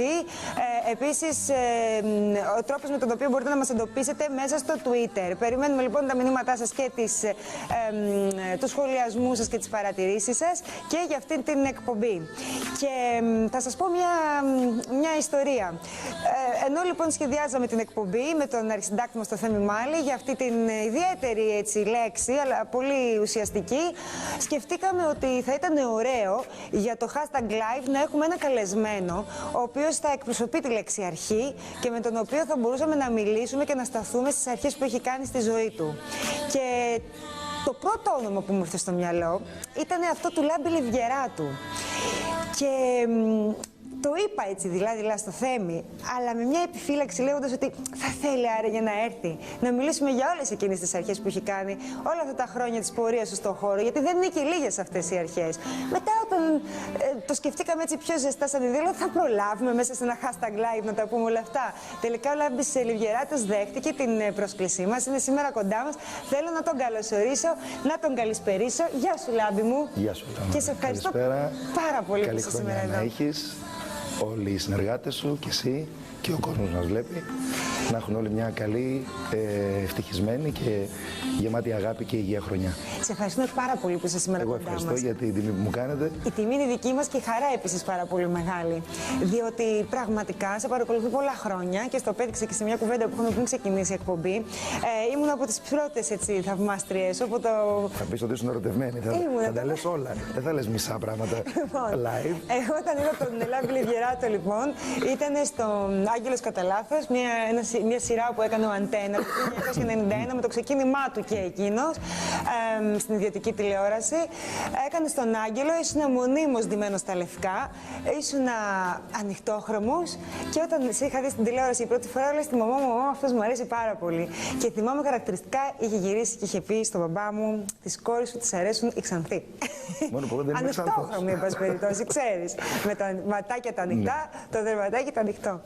Έλεγα λοιπόν ότι παρακολουθώ τον Λάμπη όλα αυτά τα χρόνια και αυτό που μου έκανε εμένα εντύπωση ήταν η ικανότητά του να ελύσεται και να αλλάζει και να πηγαίνει από είδος σε είδος και να δοκιμάζει πράγματα και να τολμά. Πολύ σχηδής. Και επειδή... και πολυπράγμων και... Επειδή λοιπόν η λέξη μας είναι η λέξη αρχή, εγώ θα σε ξεκινήσω από την αρχή και θα σε πάω τότε, όπου κάνεις την εμφάνιση σου την πρώτη φορά σαν ηθοποιός. Και σε θέατρο και σε τηλεόραση. Και μάλιστα με έτσι ιδιαίτερα έντονη παρουσία που είχε συζητηθεί. Θέλω να μου πεις πώς προέκυψε το θέατρο και η γενικότερη υποκριτική στη ζωή σου. Αυτό ήταν μια σκέψη από όταν ήμουν ακόμα στο σχολείο. Μ' άρεσε πάρα πολύ το θέατρο. Μ' άρεσαν τα θεατρικά έργα και η μουσική βέβαια. Μπορώ να σου πω ότι στο σχολείο σας λίγο περισσότερο ασχολιόμουν τότε με τη μουσική. Όμως πάντα το θέμα της ηθοποιίας με ιντριγκάριζε λίγο, με τσιγκλούσε. Μ' άρεσε να βλέπω πολλές ταινίες, μ' άρεσε να βλέπω θεατρικά έργα, να διαβάζω κιόλας κάποια θεατρικά βιβλία, θεατρικά έργα. Και τελειώνοντας το σχολείο, αποφάσισα ότι θέλω να ασχοληθώ πιο σοβαρά με το θέμα της ηθοποιίας, να πάω να σπουδάσω δηλαδή σε μια δραματική σχολή. Και αυτό ήταν που με έκανε πιο πολύ να εστιάσω στην ηθοποιία και να αφήσω λίγο στην άκρη τη μουσική και το τραγούδι. Πώς βρέθηκες μετά λοιπόν η πρώτη σου εμφάνιση ποια ήταν, η τηλεοπτική είναι αυτή που θυμάμαι ή έχεις κάνει κάτι νωρίτερα? Με τον Γιώργο Κωνσταντίνου, έτσι. Στο Άγγελος κατά λάθος, όταν την πρώτη χρονιά της ιδιωτικής τηλεόρασης του Αντένα. Σε ανακάλυψε κάποιος, πέρασες από κάποιο casting? Ναι, είχα πάει μέσω μιας κοινής γνωστής, είχα πάει στο καμαρίνι του Γιώργου Κωνσταντίνου σε μια παράσταση που έπαιζε τότε στο θέατρο. Ήμουνα τότε, νομίζω, ήμουνα φαντάρος, δεν θυμάμαι, ή λίγο μετά, νομίζω μετά το στρατό. Και του είπα ότι είμαι ηθοποιός, ότι έχω τελειώσει. Βέβαια, όχι, η πρώτη εμφάνιση ουσιαστικά στο Σανίδι ήταν τελειώνοντας τη δραματική σχολή στη θεατρική παράσταση Ξενοδοχείο Παράδεισος, που σκηνοθετούσε ο Σταμάτης ο Φασουλής και ήταν ο Γιάννης ο Φέρτης, ο Παύλος ο Χαϊκάλης, η Μύρκα Παπακοσταντίνου. Ένας πολύ ωραίος θείασος. Έκανες σημαντικές συνεργασίες, δηλαδή το ξεκίνημα. Ήταν ένα πολύ σημαντικό ξεκίνημα για μένα και πραγματικά με φοβερά δυνατά ονόματα του χώρου. πολύ αξιόλογους ηθοποιούς και ανθρώπους του χώρου. Και ήταν ένα πολύ καλό ξεκίνημα για μένα. Εγώ θέλω να και κάνω τότε μου πρότεινε ο Κωνσταντίνο ότι θα ετοιμάζω μια σειρά στην τηλεόραση. Αν με ενδιαφέρει η τηλεόραση, δεν είχα ξανακάνει μέχρι τότε. Να παίξω στο. Και σε μια ωραία εποχή τη τηλεόραση, χρυσή εποχή, είχαν ξεκινήσει τα κανάλια, τα ιδιωτικά, τα πρώτα. Θέλω να πάρουμε μια γεύση για εκείνους που δεν είχαν. Όχι από το Άγγελο. Όχι, μην το κάνει αυτό τώρα. Μια μικρή γεύση από τα αγαπημένα τα δικά μου. Το Άγγελος Καταλάτης και να κάνω μετά. Όχι, θα μείνουμε εκεί. Στα 7 κακά τη μοίρα. Δεν θα έρχομαι. Πάλι με Κωνσταντίνο, έτσι, και τα 7 κακά τη μοίρα μου επίση. Ένα χρόνο μετά, αν δεν κάνω λάθος, στο Μέγκα. Ναι, στο Μέγκα πια. Μία μικρή γεύση για να μην το χαλάσουμε έτσι το χατήρι του Λάμπη. Μα ήταν τα αυτά τα πλάνετα που ζητεύτηκα, βρε Λάμπη. Πάμε να τα δούμε, να δει και ο κόσμος και πιστεύω ότι θα συνεχίσουμε την κουβέντα. Πρέπει να σε δω από κοντά. Το όργανο τη μητέρα σου. Πώς το κατάλαβες? Εκεί μέσα εσύ και η μητέρα σου είστε. Τώρα κυκλοφορεί κι άλλος. Μη μου πεις. Τέλος πάντων, δεν μπορώ να σου πω τώρα. Έμαθα ότι πήγες και πήρες το σενάριο. Ναι, ναι. Ωραίος ο ρόλος. Σ' αρέσει? Ωραίος. Το κατάλαβες? Γιατί μπούφος είμαι. Θα τον βγάλεις? Τώρα, τι με ρωτάς, δηλαδή. Πώς θέλεις να σου δώσω audition? Όχι, προς Θεού. Σε εμπιστεύομαι. Χάρη, μ' ακούς? Ναι. Όλο ναι μου λες, αλλά δεν ανοίγεις τα μάτια σου. Ρωτάς αν κοιμήθηκα. Είχες αϊπνία. Να βλέπω εφιάλτης. Άρα κοιμόσουνε. Αφού σου είπα, δεν μπορούσα να κοιμηθώ. Και πώς είδες τους εφιάλτες, ξύπνιος? Λαγοκοιμόμενος. Μόλις πήγαινα να πάρω ύπνο, την έβλεπα και πεταγόμουν. Και έβλεπες την εφορία? Εσύ όλα τα βλέπεις. Πρέπει να τα βλέπεις. Παρακολουθείς την ιστορία. Αλλά η αλήθεια. Και τι σου λέει? Ποιος? Η καινούργια περιπέτεια του Λάκη. Αυτό το απέσιο πράγμα που ετοιμάζεται να κάνει. Ο Λάκης απέσιο. Καλά, αυτός είναι ρεζίλης. Συγγνώμη, εννοείς αυτό με το νεαρό? Δεν είναι προορισμένος να γίνει κλέφτης. Δεν το έχει μέσα του. Αυτό είναι που με μελαγχολεί. Ήθελα κάπου να μιλήσω απόψε. Με συγχωρείς που σε ενόχλησα. Ώρες νιώθω μοναξιά. Σε αυτόν τον κόσμο. Το γεμάτο διαβόλους. Νιώθω ολομόναχος. Σε καταλαβαίνω. Και εγώ γι' αυτό είμαι εδώ πέρα τώρα, έτσι, για να μην νιώθω μόνος. Περιμένω ένα κορίτσι, κατάλαβες. Ελπίζω να... Δεν με ενδιαφέρουν αυτά. Ναι, βέβαια, εσύ είσαι άγγελος. Σας φώναξα σήμερα εδώ για να σας πω ότι το συγκρότημα θα γίνει. Είναι τελειωμένο.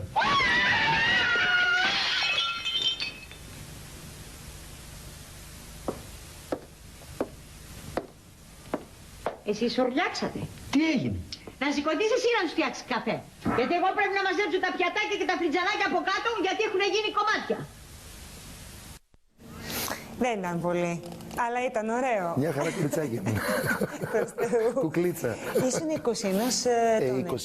20-21 Είχες επιτυχίες έτσι στο αντίθετο φύλο εκείνη την περίοδο? Δόξα τω Θεώ. Όχι παντού, δηλαδή σε ό,τι ήθελα, δεν το είχα στη ζωή μου, προς το ούτε και τώρα.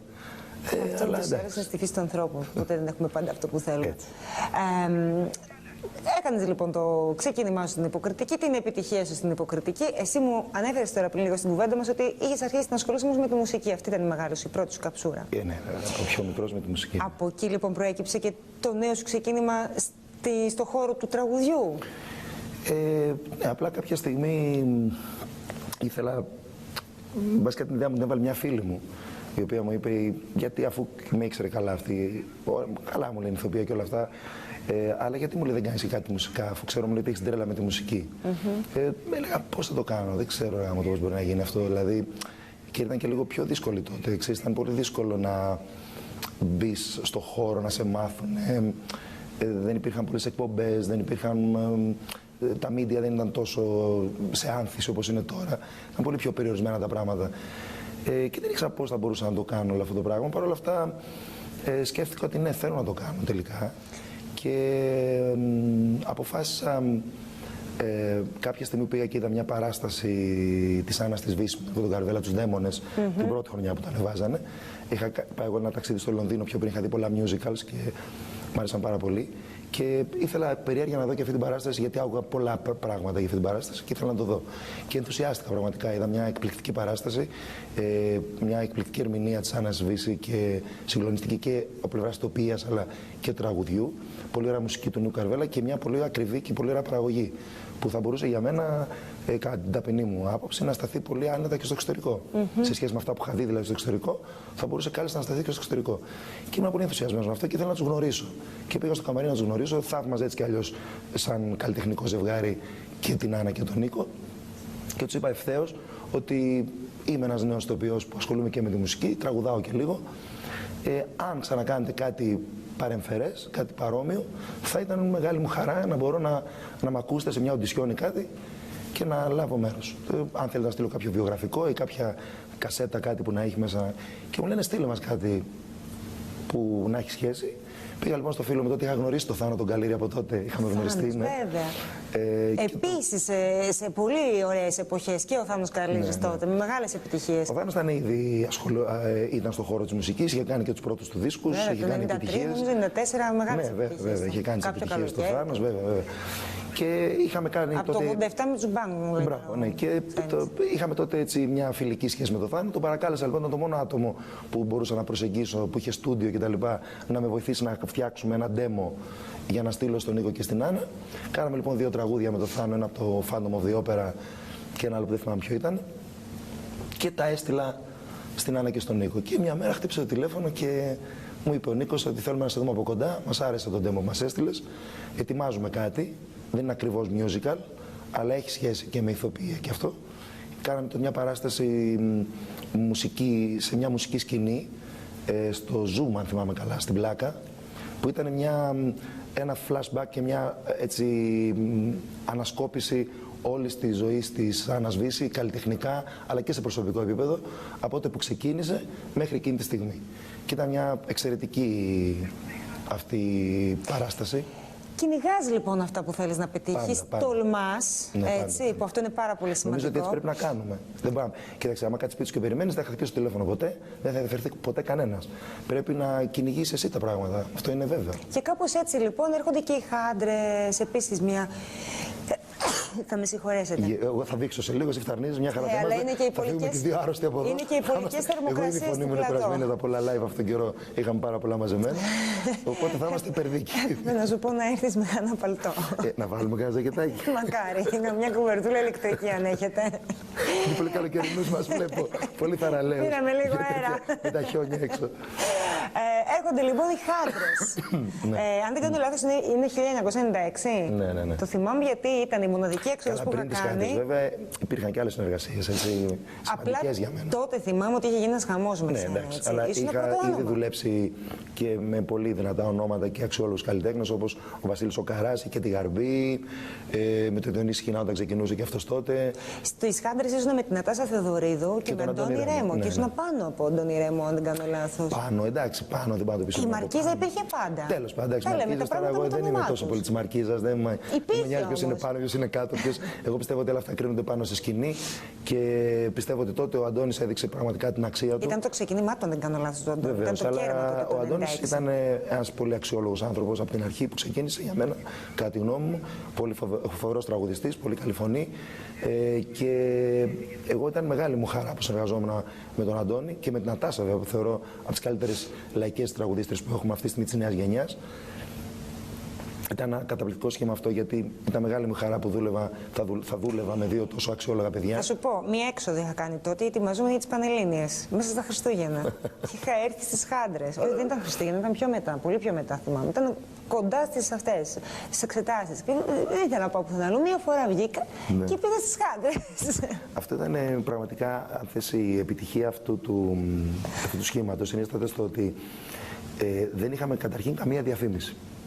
Ξεκινήσαμε όλο αυτό το εγχείρημα. Από στόμα σε στόμα, δηλαδή. Από στόμα σε στόμα. Δεν υπήρχε ούτε μία αφίσα στους δρόμους, ούτε μία διαφήμιση πουθενά.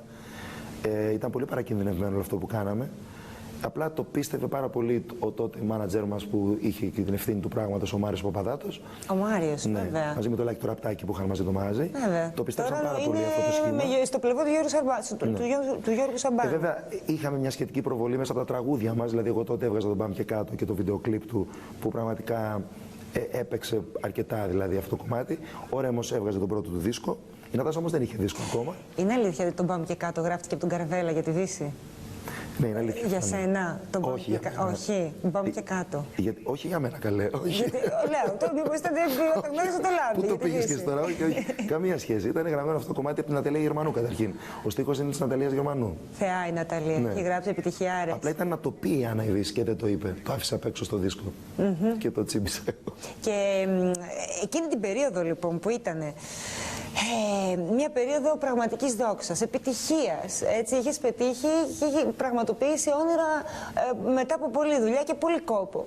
Ένιωσες καθόλου να ξεφεύγεις, να το πω έτσι απλά? Το νιώθουν αυτό πολύ. Το νιώθουμε, να βάλουμε τον εαυτό μου μέσα. Δεν ένιωσα να ξεφεύγω ακριβώς. Αυτό που ένιωσα ήταν ότι δεν συνειδητοποιούσα τόσο πολύ τι συνέβαινε. Δεν νομίζω ότι ξέφυγα. Αυτό θέλω να σου πω, ότι δεν το απολάμβανα τόσο πολύ, διότι η πίεση της δουλειάς ήταν μεγάλη. Φαντάζομαι ότι δουλεύαμε στις Χάντρες τον πρώτο καιρό για 3 περίπου μήνες συνεχόμενους. Δουλεύαμε 7 μέρες την εβδομάδα. Είχαμε πέσει κάτω. Ο Αντώνης λιποθύμησε να βράδυ στο καμαρίνι, είχε ασπρίσει, είχε χάσει το χρώμα του από την κούραση. Εγώ είχε κλείσει τελείως η φωνή μου και παρακαλούσαμε για ένα ρεπό, ας πούμε. Και τελικά το πήραμε μετά, κόπο και βασάνων το ρεπό. Αυτό ήταν περισσότερο που δεν ζούσαμε σε κάποιους ρυθμούς. Με συνεντεύξεις, πράγματα αυτά που περιοδικά, εμφανίσεις και εκτός Αθηνών σε εκπομπές, γιατί τότε ήταν πολύ και της μόδας που τα πρωινά και αυτά κάνανε και εκτός Αθηνών κάποιες εκπομπές σε νησιά. Βέβαια. Πηγαίναμε σε αυτά. Γιάννενα, Χαλκιδική, Ρόδο, αυτό, Κρήτη, νησιά έτσι μεγάλα της Ελλάδας, Κέρκυρα. Και πηγαίναμε σε αυτές τις εκπομπές, ξενυχτισμένοι φουλ, κουρασμένοι φουλ, όπως καταλαβαίνεις, μπαίναμε στα αεροπλάνα, φεύγαμε, άϊπνοι και όλα αυτά. Και μέσα σε όλο αυτό το χαμό δεν μπορούσε τόσο πολύ να το απολαύσει όλο αυτό που συνέβαινε. Αυτό νομίζω ότι περισσότερο είναι το feeling αυτής της περίοδου, όχι τόσο πολύ ότι έχω ξεφύγει σε κάτι. Έχεις λοιπόν κάνει αυτά που θες στο τραγούδι, έχεις κάνει πράγματα που θες στην υποκριτική και αποφασίζεις να κάνεις και επιχείρηση. Δοκιμάζεις τις δυνάμεις σου και στο χώρο αυτό με ένα μαγαζί, στην Αγία Παρασκευή, αν δεν κάνω λάθος. Αυτό πάλι το έκανες. Γιατί, θα σου πω γιατί σε ρωτάω. Το έκανες. Καταρχάς το βλέπα το μαγαζί, γιατί είχα δουλειές στην Αγία Παρασκευή. Για πες μας λοιπόν. Για πες μας λοιπόν. Θέλω να μου πει, μου λέει ο Θέμης, τον παρακολουθούσες, μου λέει το Λάμπη Λιβιεράτο. Όχι ρε παιδί μου, αλλά επειδή ήξερα, έλεγα να, του Λάμπη το μαγαζί. Εσύ αυτό το έκανες διότι ήθελες να δοκιμάσεις τις δυνάμεις σου και στον χώρο των επιχειρήσεων ή γιατί σκέφτηκες ότι θα ήθελες να έχεις και ακόμα ένα έσοδο, ας πούμε, μια πηγή εσόδου? Κοίταξε, η αρχική σκέψη ήταν ότι ήθελα λίγο να... Ήμουνα πάρα πολλά χρόνια, αρκετά χρόνια στον χώρο της νύχτας, με ξενύχτια, με τραγούδι κτλ. Η αρχική σκέψη όταν έκανα το μαγαζί δεν ήταν αυτό το οποίο εξελίχθηκε το μαγαζί, βέβαια, έτσι. Ήθελα να κάνω λοιπόν ένα καφέ, πιο πολύ wine bar, ας πούμε, με ποτά ωραία και μουσικές όμορφες, το οποίο, ας πούμε, φυσιολογικά θα έκλεινα, ξέρω εγώ, μία μισή το βράδυ και θα πηγαίνουμε σπίτια μας. Να είμαι και με την οικογένειά μου, με τα παιδιά μου και όλα αυτά. Ήθελα πάντα να κάνω ένα χώρο όμορφο όπου θα μαζεύονται κυρίως φίλοι και γνωστοί, αλλά και άνθρωποι που ίσως με γνωρίζουν οτιδήποτε και θα προσφέρω σε αυτόν τον κόσμο ένα ωραίο περιβάλλον με καλή ποιότητα και προϊόντων και γενικά υπηρεσιών. Και μ' άρεσε αυτή η ιδέα. Ξεκίνησα λοιπόν σαν καφέ και ποτό, αλλά για νωρίς, μέχρι που μια μέρα, επειδή μου άρεσε να παίζω και μουσική σαν DJ, ανέβηκα να παίξω λίγο μουσική κι εγώ. Δεν παίζαμε καθόλου ελληνικά, παίζαμε μόνο ξένα και ψαγμένα και περίεργα και τέτοια. Και δεν ξέρω πώς μου ήρθε, λέω να βάλω κανένα ελληνικό έτσι για αυτό. Και γίνεται το χαμός με το ελληνικό βέβαια. Το μπαρ γέμισε ποτά, παραγγέλνουν όλοι σφινάκια. Ήρθαν οι συνεταιροί μου, λέει παίξε κι άλλα, παίξε κι άλλα, παίξε κι άλλα. Λέω παιδιά, άλλο είναι το κόνσεπτ, μην με παρασύρετε. Τελικά με παρασύρανε. Και το μαγαζί άρχισε να παίζει και πολλά ελληνικά. Όχι ότι έχουμε τα ελληνικά, τα αγαπάω τα ελληνικά έτσι. Απλά είχα σκεφτεί κάτι άλλο για το μαγαζί. Γι' αυτό και τα έπαιξα τα ελληνικά. Και τελικά εξελίχθηκε σε λίγο ξενυχτάδικο το μαγαζί. Υπήρχαν και βραδιές που κλείναμε και 5 και 6 ώρα το πρωί. Εγώ έπαιζα και μουσική πολύ συχνά στο μαγαζί. Και δεν ήταν κακό όλο αυτό που έγινε βέβαια. Μας τίμησε πάρα πολλοί κόσμος τα 5 χρόνια λειτουργίας του. Πέρασε πολλοί κόσμος από το μαγαζί και τους ευχαριστώ πάρα πολύ γι' αυτό όλους όσοι περάσαν από το Love Me. Ζήσαμε πολύ όμορφες στιγμές στο Love Me, ωραίες βραδιές. Γιατί έκλεισε? Για τα γνωστά προβλήματα που κλείσαν πολλές επιχειρήσεις εκείνη την περίοδο που ξεκίνησε η κρίση. Συν το ότι βέβαια το άφησα κι εγώ λίγο, σαν ξέρεις, προσωπική δουλειά. Γιατί ήθελα πάλι, μου ξύπνησε λίγο μέσα μου να κάνω κάτι λίγο. Βέβαια δεν μου το ξύπνησε ακριβώς, μου το ξυπνήσανε. Με βρήκε, ήρθε ένα βράδυ ο Καραγιάννης, ο Κώστας, με ένα σκηνοθέτη στο μαγαζί και μου είπα να λάβω μέρος με τον Αρβανίτη και μου είπα να λάβω μέρος σε ένα σύριαλ που ετοιμάζαν τότε για τον Αντένα, το Έλα να αγαπηθούμε. Μου δώσαν το σενάριο, μου άρεσε πολύ το σενάριο και με τσιγκλίσανε πάλι. Και είπα θα το κάνω. Και κατόπιν, μερικά χρόνια μετά, με βρήκε ο Θάνος, ο Καλήρης, με τον οποίο είμαστε και τώρα μαζί από την αρχή του χρόνου, πάλι από την αρχή του προηγούμενου χρόνου, το 2014. Βγάλαμε όλο το 2014 μαζί παρέα. Και το 2010 με βρήκε ο Θάνος για να κάνουμε πάλι τότε στο Ghost House. Ουσιαστικά ήταν για μένα τότε ξανά το ξεκίνημα λίγο μουσικά. Μετά τα 4 χρόνια αποχής μου. Μέχρι στιγμής έχω χάσει τον υπολογισμό στα ξεκινήματα. Εμείς θα κάνουμε ένα πρώτο διάλειμμα διαφημιστικό τώρα. Θα πάμε στο διάλειμμα με κάποιες από τις επιτυχίες που μας έχουν έτσι κερδίσει όλα αυτά τα χρόνια. Και θα επιστρέψουμε να συνεχίσουμε την κουβέντα μας από εκεί που την αφήνουμε, φτάνοντας σιγά σιγά μέχρι και το σήμερα. Okay.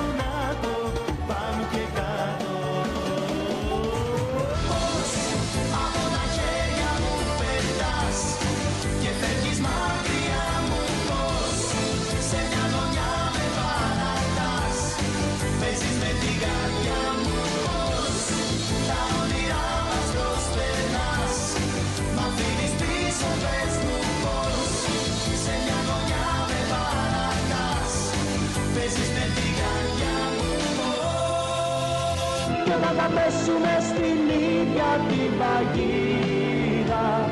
Όταν θα λέμε που σε ξέρω, που σε είδα, τότε θα είναι πια αργά για εξηγήσεις. Θα είναι αργά απ' την αρχή να μ' αγαπήσεις. Εκεί που δεν φαντάζεσαι κρύβεται η αγάπη, σε μέρη που δεν έψαξες και που δεν πήγε ο νους. Εκεί που δεν φαντάζεσαι, σε μια γωνιά του χάρτη, σε όνειρα περίεργα, κρυμμένα απ' τους πολλούς, χαμένα απ' τους πολλούς.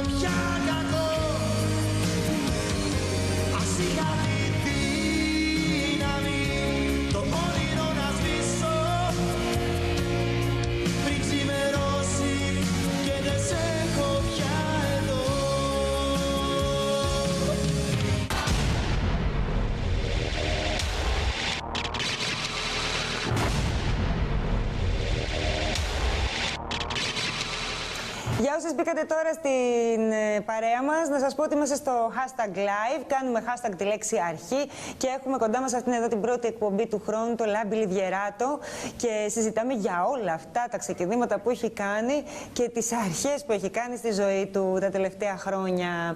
Θέλω να σου πω μια λεπτομέρεια σε αυτό που λέγαμε και πριν. Γενικά είμαι ήσυχος άνθρωπος. Εκτός από το ξεκίνημά μου το πρώτο, λοιπόν, μετά τη σχολή και αυτά που κυνήγησα πολύ κάποια πράγματα για να τα πετύχω, μετά έχω πράγματα και με βρίσκαν με την έννοια, είμαι άνθρωπος της πρόκλησης πολύ. Μ' αρέσουν οι προκλήσεις πάρα πολύ.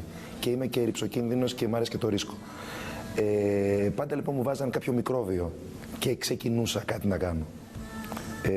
Δηλαδή δεν το κυνηγούσα πάντα εγώ αυτό το ξεκίνημα. Κάποιος μου βάζε μια ιδεούλα, κάποιος μου έριχνε, ξέρεις, το δόλωμα, ας πούμε, και εγώ τσιμπάγα. Και γι' αυτό έκανα αυτά τα πολλά ξεκινήματα σε διάφορους τομείς και πάλι από την αρχή και όλα αυτά. Πέρασες και δύσκολα όμως, έτσι. Δεν θέλω να μπούμε σε λεπτομέρειες. Όσοι ξέρουν, ξέρουν. Όσοι δεν ξέρουν, δεν πειράζει. Θα παρακολουθήσουν τη συζήτηση χωρίς να ξέρουν. Όλοι περνάμε δυσκολίες. Ναι, είχες ανθρώπους που σε στήριξαν σε αυτές τις δύσκολες στιγμές. Είπες ότι είχες ανθρώπους που σε τσίγκλισαν στις ένδοξες εποχές. Είχες ανθρώπους αντίστοιχα που σε στήριξαν στις δύσκολες στιγμές. Δόξα τω Θεώ, είχα αρκετούς φίλους μου που μου στάθηκαν πολύ στα δύσκολα και ξέρεις, για μένα δεν υπάρχουν δύο πράγματα. Και φυσικά υπήρχαν και κάποιοι που δεν μου στάθηκαν καθόλου. Αντίθετα, θέλω να με πατήσουν και να πάω και πιο χαμηλά. Αλλά αυτούς τους ανθρώπους ευτυχώς έχω βγάλει από τη ζωή μου και δεν με ενδιαφέρει και αν υπήρξαν τότε. Οπότε αυτό το οποίο απλώς θέλω να σου πω, η διαφορά ποια είναι, ότι εγώ αυτό που μέτρησα σε όλη αυτή την ιστορία είναι πρωτίστως ποιοι μου στάθηκαν σε αυτό το πράγμα ανιδιοτελώς. Ποιοι πραγματικά μου δώσαν κουράγιο και μου δώσαν συμβουλές και συζητήσεις μου κάνανε για να με ξυπνήσουν και να μου δώσουν, να μου δείξουν το δρόμο που θα βρω τη δύναμη και πάλι για να σκοθώ στα πόδια μου. Γιατί πραγματικά είχα κάποια στιγμή γονατίσει κανονικά, ψυχολογικά δηλαδή, και γενικότερα. Πίστευες ότι δεν βλέπεις φως, δηλαδή δεν έβλεπες ότι δυσκολεύεσαι να δεις από πού θα πιαστείς για να κάνεις ένα νέο ξεκίνημα? Ναι, υπήρχε μια περίοδος σκότους, δηλαδή υπήρχε ένα σκοτάδι στη ζωή μου. Πώς το διαχειρίζεσαι αυτό το κομμάτι? Δηλαδή, γιατί ξέρεις τι, είναι εποχές δύσκολες, πολλοί κόσμος θα μπορέσει να κοίταξε, είχα πάθει το εξής, βασικά δεν μπορούσα να αντιδράσω. Ένιωθα ότι δεν μπορούσα να αντιδράσω, ήμουν λίγο σαν κοιμισμένος, σαν χαμένος. Σαν ναρκωμένος κάπως, δηλαδή ένιωθα ότι είχε ναρκώσει το μυαλό μου, η ψυχή μου. Δεν είχα τη δύναμη να χτυπήσω το χέρι στο τραπέζι και να πω stop. Τώρα. Αυτό και το έκανα όμως αυτό κάποια στιγμή. Τώρα που κοιτάς πίσω, κατάλαβες πρώτον γιατί έφτασες σε αυτή την κατάσταση και δεύτερον γιατί δεν μπορούσες να δεις πράγματα? Φυσικά και το έχω συνειδητοποιήσει όλο αυτό το θέμα λίγο. Έχω πλήρη συνείδηση του τι μου έχει συμβεί και δεν έχω αφήσει κανένα κενό σε όλο αυτό το πράγμα. Αλλά νομίζω ότι αυτή τη στιγμή όπως το βλέπω μοιάζει λίγο σαν κακό όνειρο. Σαν να είχα πέσει και ήταν ένα φοβερό εφιάλτη και ξαφνικά ξύπνησα.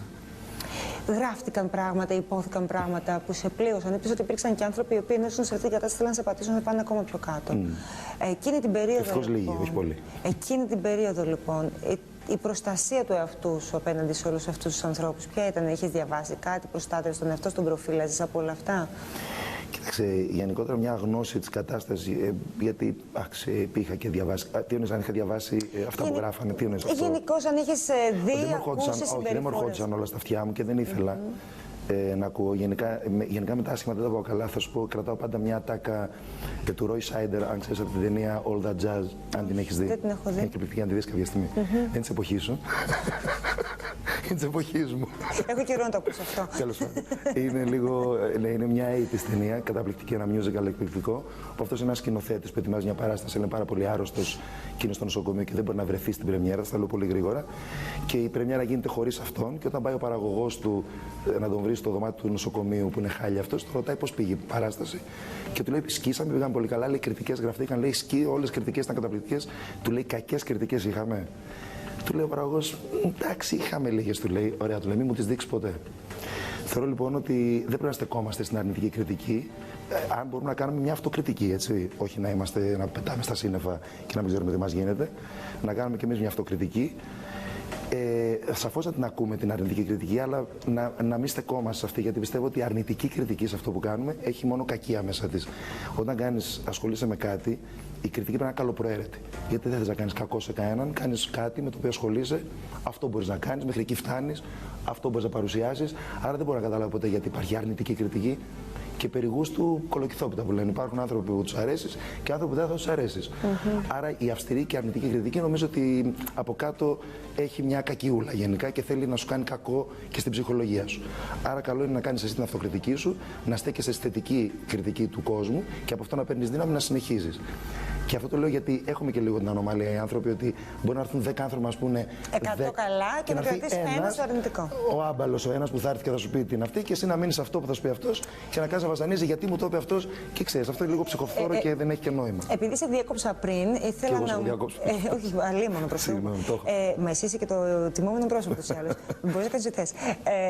Σε διέκοψα την ώρα που ήθελες να μου πει ποιοι ήταν εκείνοι που σου στάθηκαν ανιδιοτελώς. Και επειδή θέλω να του αναφέρει, γιατί είδα ότι θέλει να του αναφέρει. Μωρέ, κοίταξε, του έχω αναφέρει. Δεν θέλω να το λέω συνέχεια γιατί μπορεί να ξεχάσω κάποιον και να είναι κρίμα αυτό το πράγμα. Δεν θέλω να φανεί ότι κάποιον ξέχασα. Είναι αρκετά άτομα.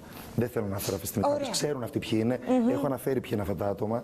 Δεν θέλω να το πω τώρα γιατί είναι αρκετοί αυτοί οι άνθρωποι. Είναι άνθρωποι που εμφανίστηκαν στη ζωή μου από εκεί που δεν το περίμενα. Άνθρωποι που δεν του ήξερα και ήρθαν εντελώς ανιδιοτελώς κοντά μου. Απλά και μόνο πραγματικά σαν καλοί άγγελοι, ας πούμε. Ήρθαν και να μου πούνε κάποια πράγματα και φύγαν μετά.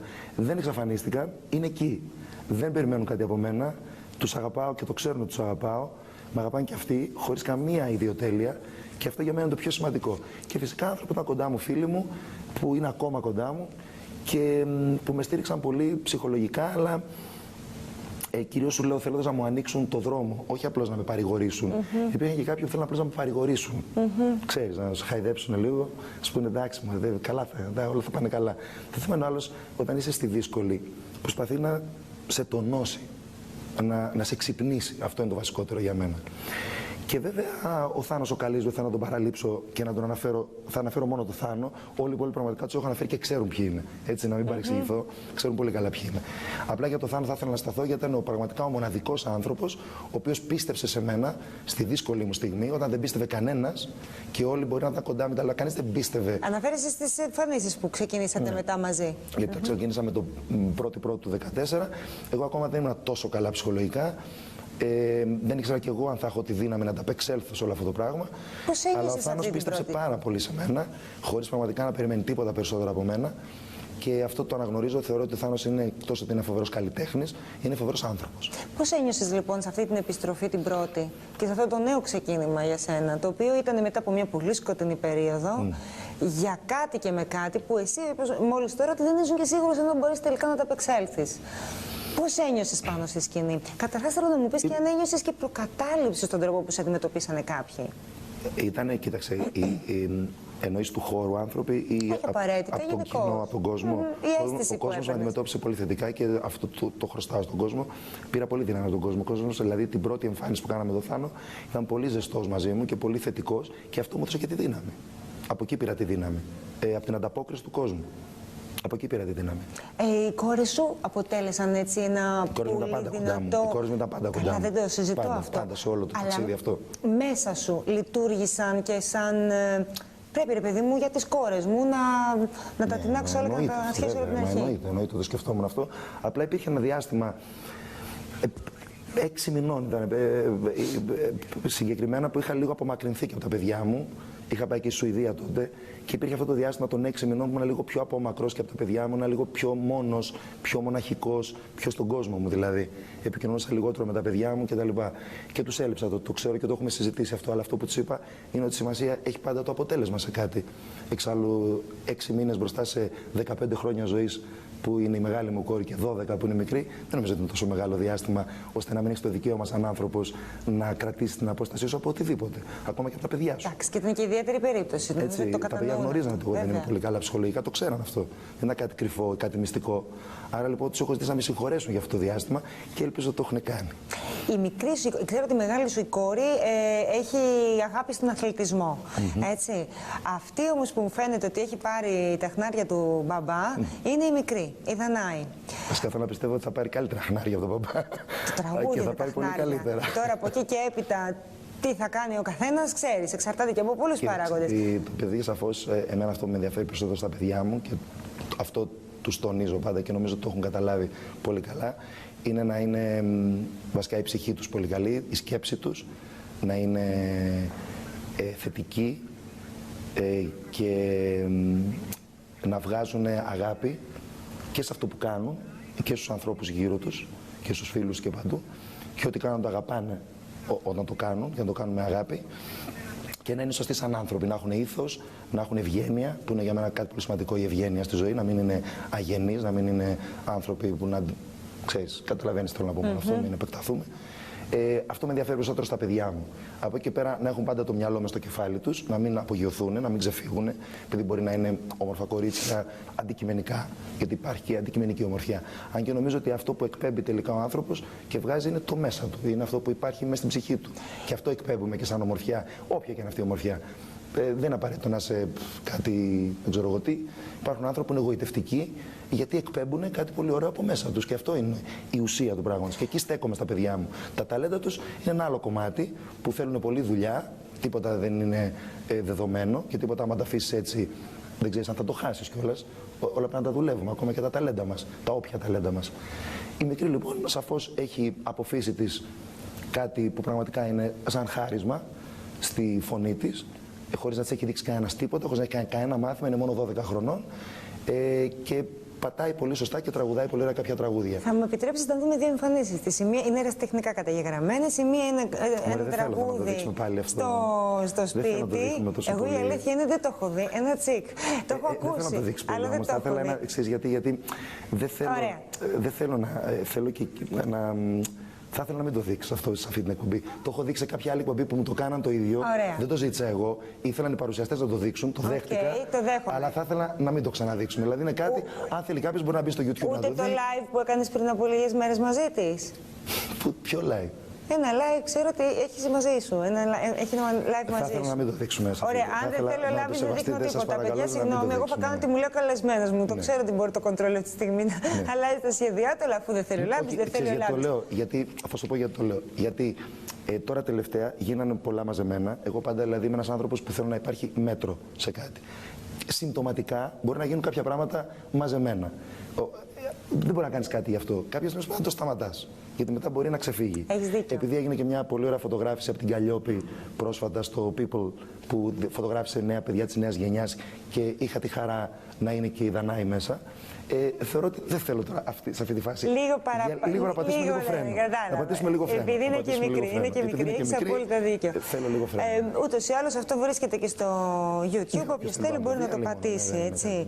Εγώ ξέρεις, επειδή μου αρέσει να είμαι δίκαιη, θα ήθελα. Όχι βέβαια προς Θεού, δεν υπάρχει, ξέχασε το αυτό, δεν παίζει με τίποτα σε εκπομπή που παρουσιάζω εγώ. Να κάνω κάτι πίσω από την πλάτη του καλεσμένου δεν παίζει. Θα ήθελα να είχα και μία επίδοση της Νεφέλης στο βόλεϊ, για να παίξω και τα δύο, γιατί ξέρεις, θέλω να είμαι δίκαιη. Σωστό, θα το φροντίσουμε γι' αυτό κάποια στιγμή. Είπες ότι κοιτώντας πίσω, συνειδητοποίησες πολλά για ποιο λόγο βρέθηκες σε κάποια δυσκολία της κατάσταση και γιατί δεν έβλεπες κάποια πράγματα όλο αυτό το διάστημα.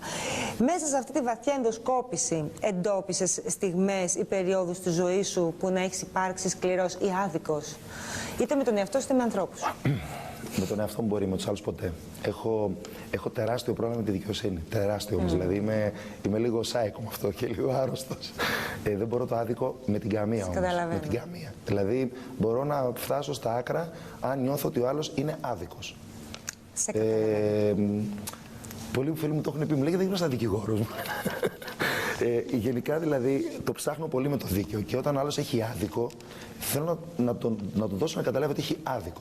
Αν δεν το καταλάβει, δεν πειράζει, δεν τρέχει τίποτα.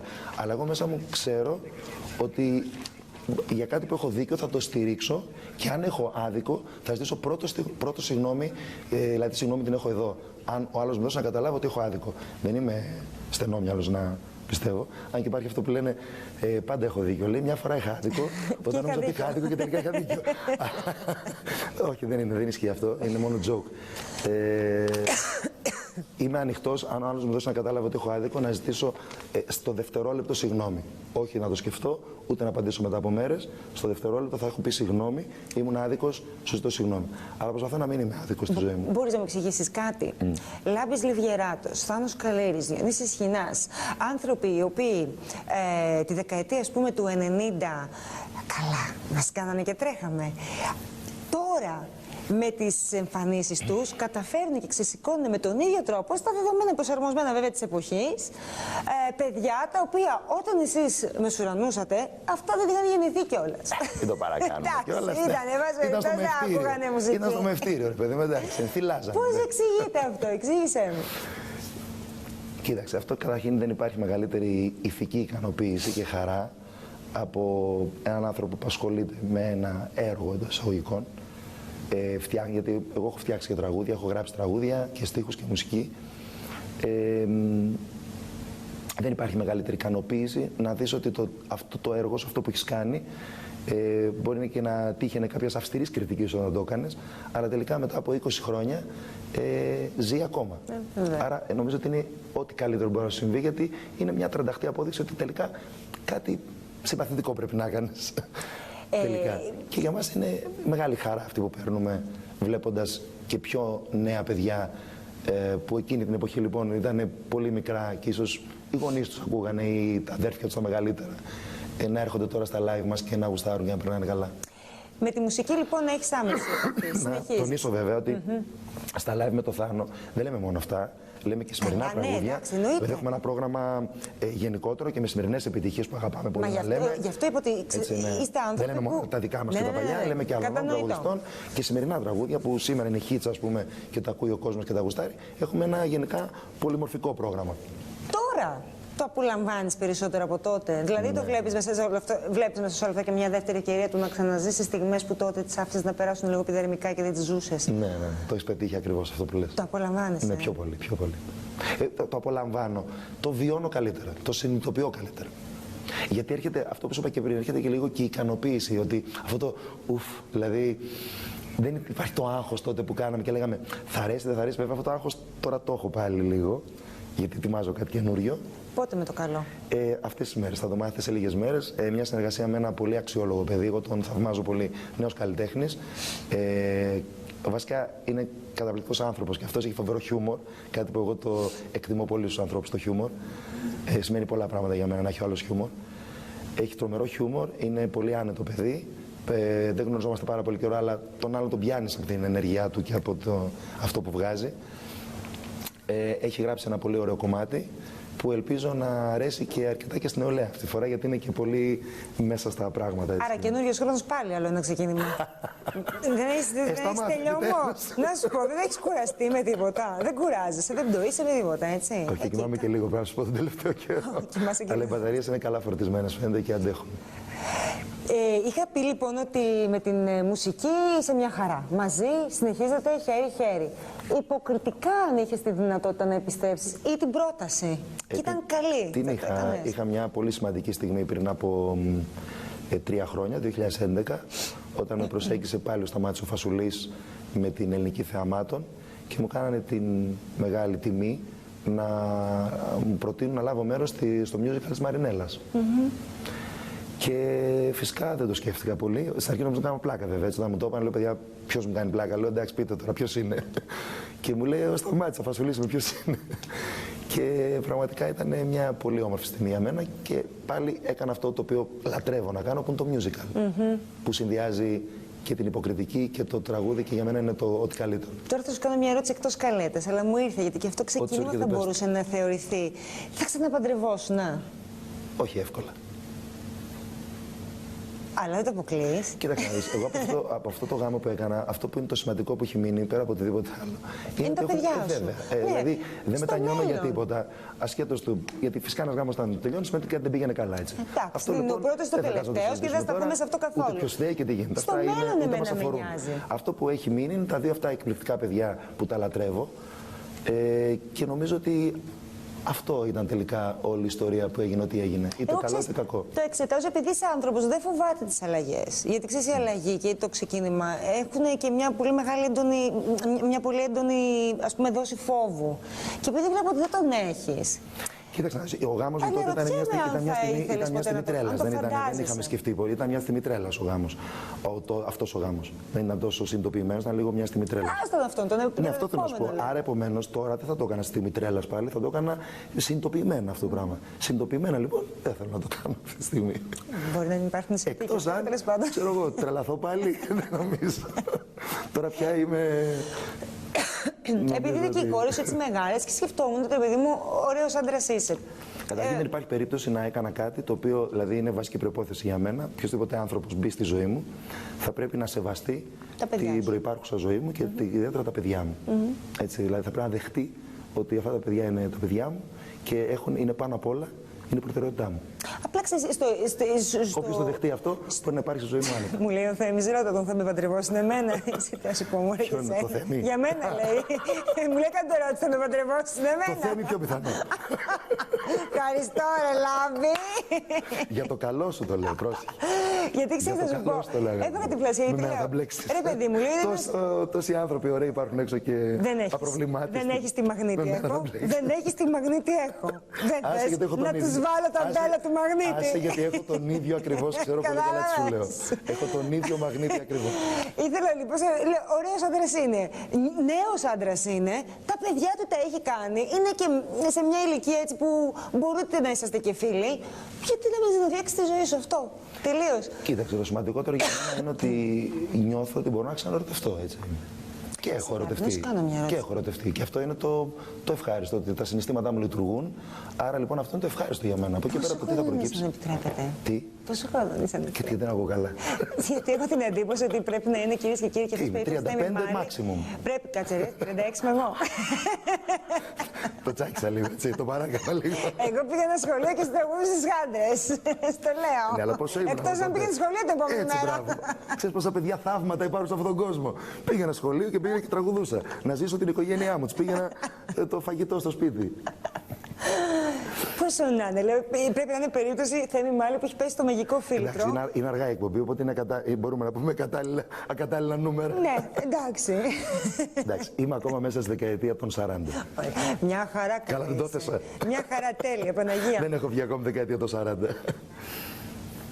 Θέλω να μου πεις από όλα αυτά που έχεις κάνει, που δεν έχεις κάνει και θα ήθελες να κάνεις, τι θα ξαναέκανες, αν άρχιζαν όλα από την αρχή. Κοίταξε να δεις. Δεν έχω μετανιώσει για κάτι. Με αλήθεια στο λέω. Γιατί πιστεύω ότι ακόμα και τα λάθη που έκανα τελικά ήταν χρήσιμα. Έπρεπε να τα κάνω για να δω τελικά το σωστό, για να δω τι είναι το μετά το επόμενο. Αν δεν είχα κάνει το λάθος, δεν θα ήξερα μετά τι θα έπρεπε να κάνω. Δηλαδή, είναι αυτό που λένε και είναι πολύ πια και λίγο φθαρμένο σαν έκφραση, αλλά είναι μια μεγάλη αλήθεια. Από τα λάθη σου μαθαίνεις. Μόνο από τα λάθη μαθαίνεις, από τίποτα άλλο. Τελικά τα κλισέ έχω την εντύπωση ότι κάτι κρύβουν. Ναι, είναι κλισέ, αλλά είναι μια μεγάλη αλήθεια. Τελικά τα λάθη είναι αυτά τα οποία σε διδάσκουν. Μόνο τα λάθη, τίποτα άλλο. Πραγματικά το ευχαριστήθηκα πάρα πολύ που σε είχαμε σήμερα εδώ. Ξέρεις, δεν είναι τόσο πολύ το κόνσεπτ αυτής της εκπομπής να έχουμε έναν καλεσμένο και να κάνουμε μια κουβέντα γύρω από αυτόν και από τη ζωή του. Αλλά γίνεται η πρώτη φορά, μπορεί να είναι και τελευταία, για να είμαι ειλικρινής. Είναι μετά από μένα το χάος. Πραγματικά, όχι, το ήθελα πάρα πολύ. Μετά από μένα ξανακαλέσουν λέει άλλο ποτέ, μετά αυτά που Ελβίρα. Το είχα φανταστεί πραγματικά αυτό το πράγμα και σε ευχαριστώ πολύ που μου δίνεις την ευκαιρία να το κάνω και στην πρώτη αυτή εκπομπή του χρόνου. Εγώ σε ευχαριστώ και σας ευχαριστώ σαν ομάδα που με καλέσατε. Και θέλω να σε ευχαριστήσω πάρα πολύ για αυτή την τιμή. Να σου ευχηθώ τα καλύτερα, να έχεις μια υπέροχη χρονιά, με το καλό να σου κάνει ποδαρικό, γιατί ξέρω ότι, όπως μου είπες και εσύ, έλεγες μέρος στο καινούριο ναι, όπου να είναι, το έργο. Δηλαδή, μεθαύριο γυρίζουμε, αύριο μάλλον γυρίζουμε το βίντεο κλιπ.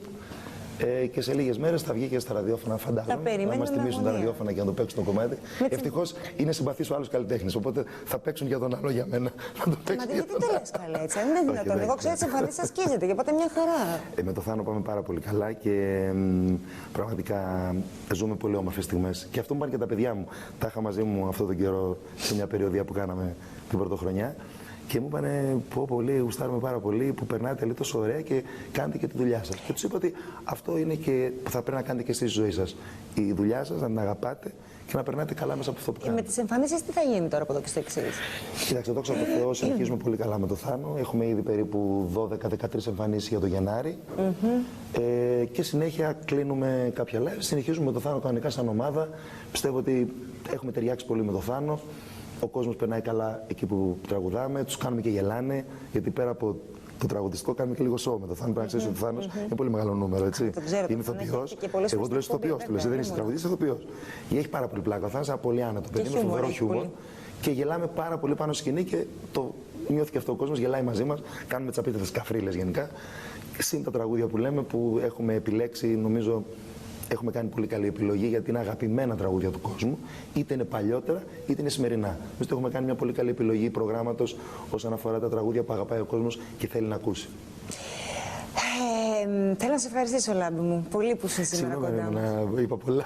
Όχι, προς Θεού, απολαυστικότατος ήσουν. Είχαμε πολύ καιρό και να τα πούμε. Και πάρα πολύ καιρό και οπότε πολύ βρήκα και σαν ευκαιρία έτσι που τα είπαμε λίγο. Ελπίζω να σε χάρηκε και ο κόσμος. Και για ακόμα μία φορά να σου ευχηθώ τα καλύτερα σε σένα και στα κορίτσια σου, γιατί είναι πολύ όμορφα και πολύ γλυκά παιδιά και καλά παιδιά φαίνονται. Και εύχομαι τα καλύτερα και σε αυτά. Σε ευχαριστώ πάρα πολύ. Καλή χρονιά. Εγώ ευχαριστώ. Καλή χρονιά. Καλή χρονιά και σε όλους εσάς, αγαπημένοι μου φίλοι. Έτσι όμορφα και αισιόδοξα θέλω να κλείσουμε αυτή την πρώτη εκπομπή. Ελπίζω να σας άρεσε. Να μην φοβάστε τα ξεκινήματα, να μην φοβάστε τις νέες αρχές. Κάθε αρχή και δύσκολη. Θα έχει κάποιες, ας πούμε, μεταβατικές φασούλες, αλλά να ξέρετε ότι μέσα από τις αρχές ξεκινάνε για τα καλύτερα. Σας ευχαριστούμε πολύ για την παρέα. Καλή σας νύχτα. Τα λέμε την επόμενη Πέμπτη.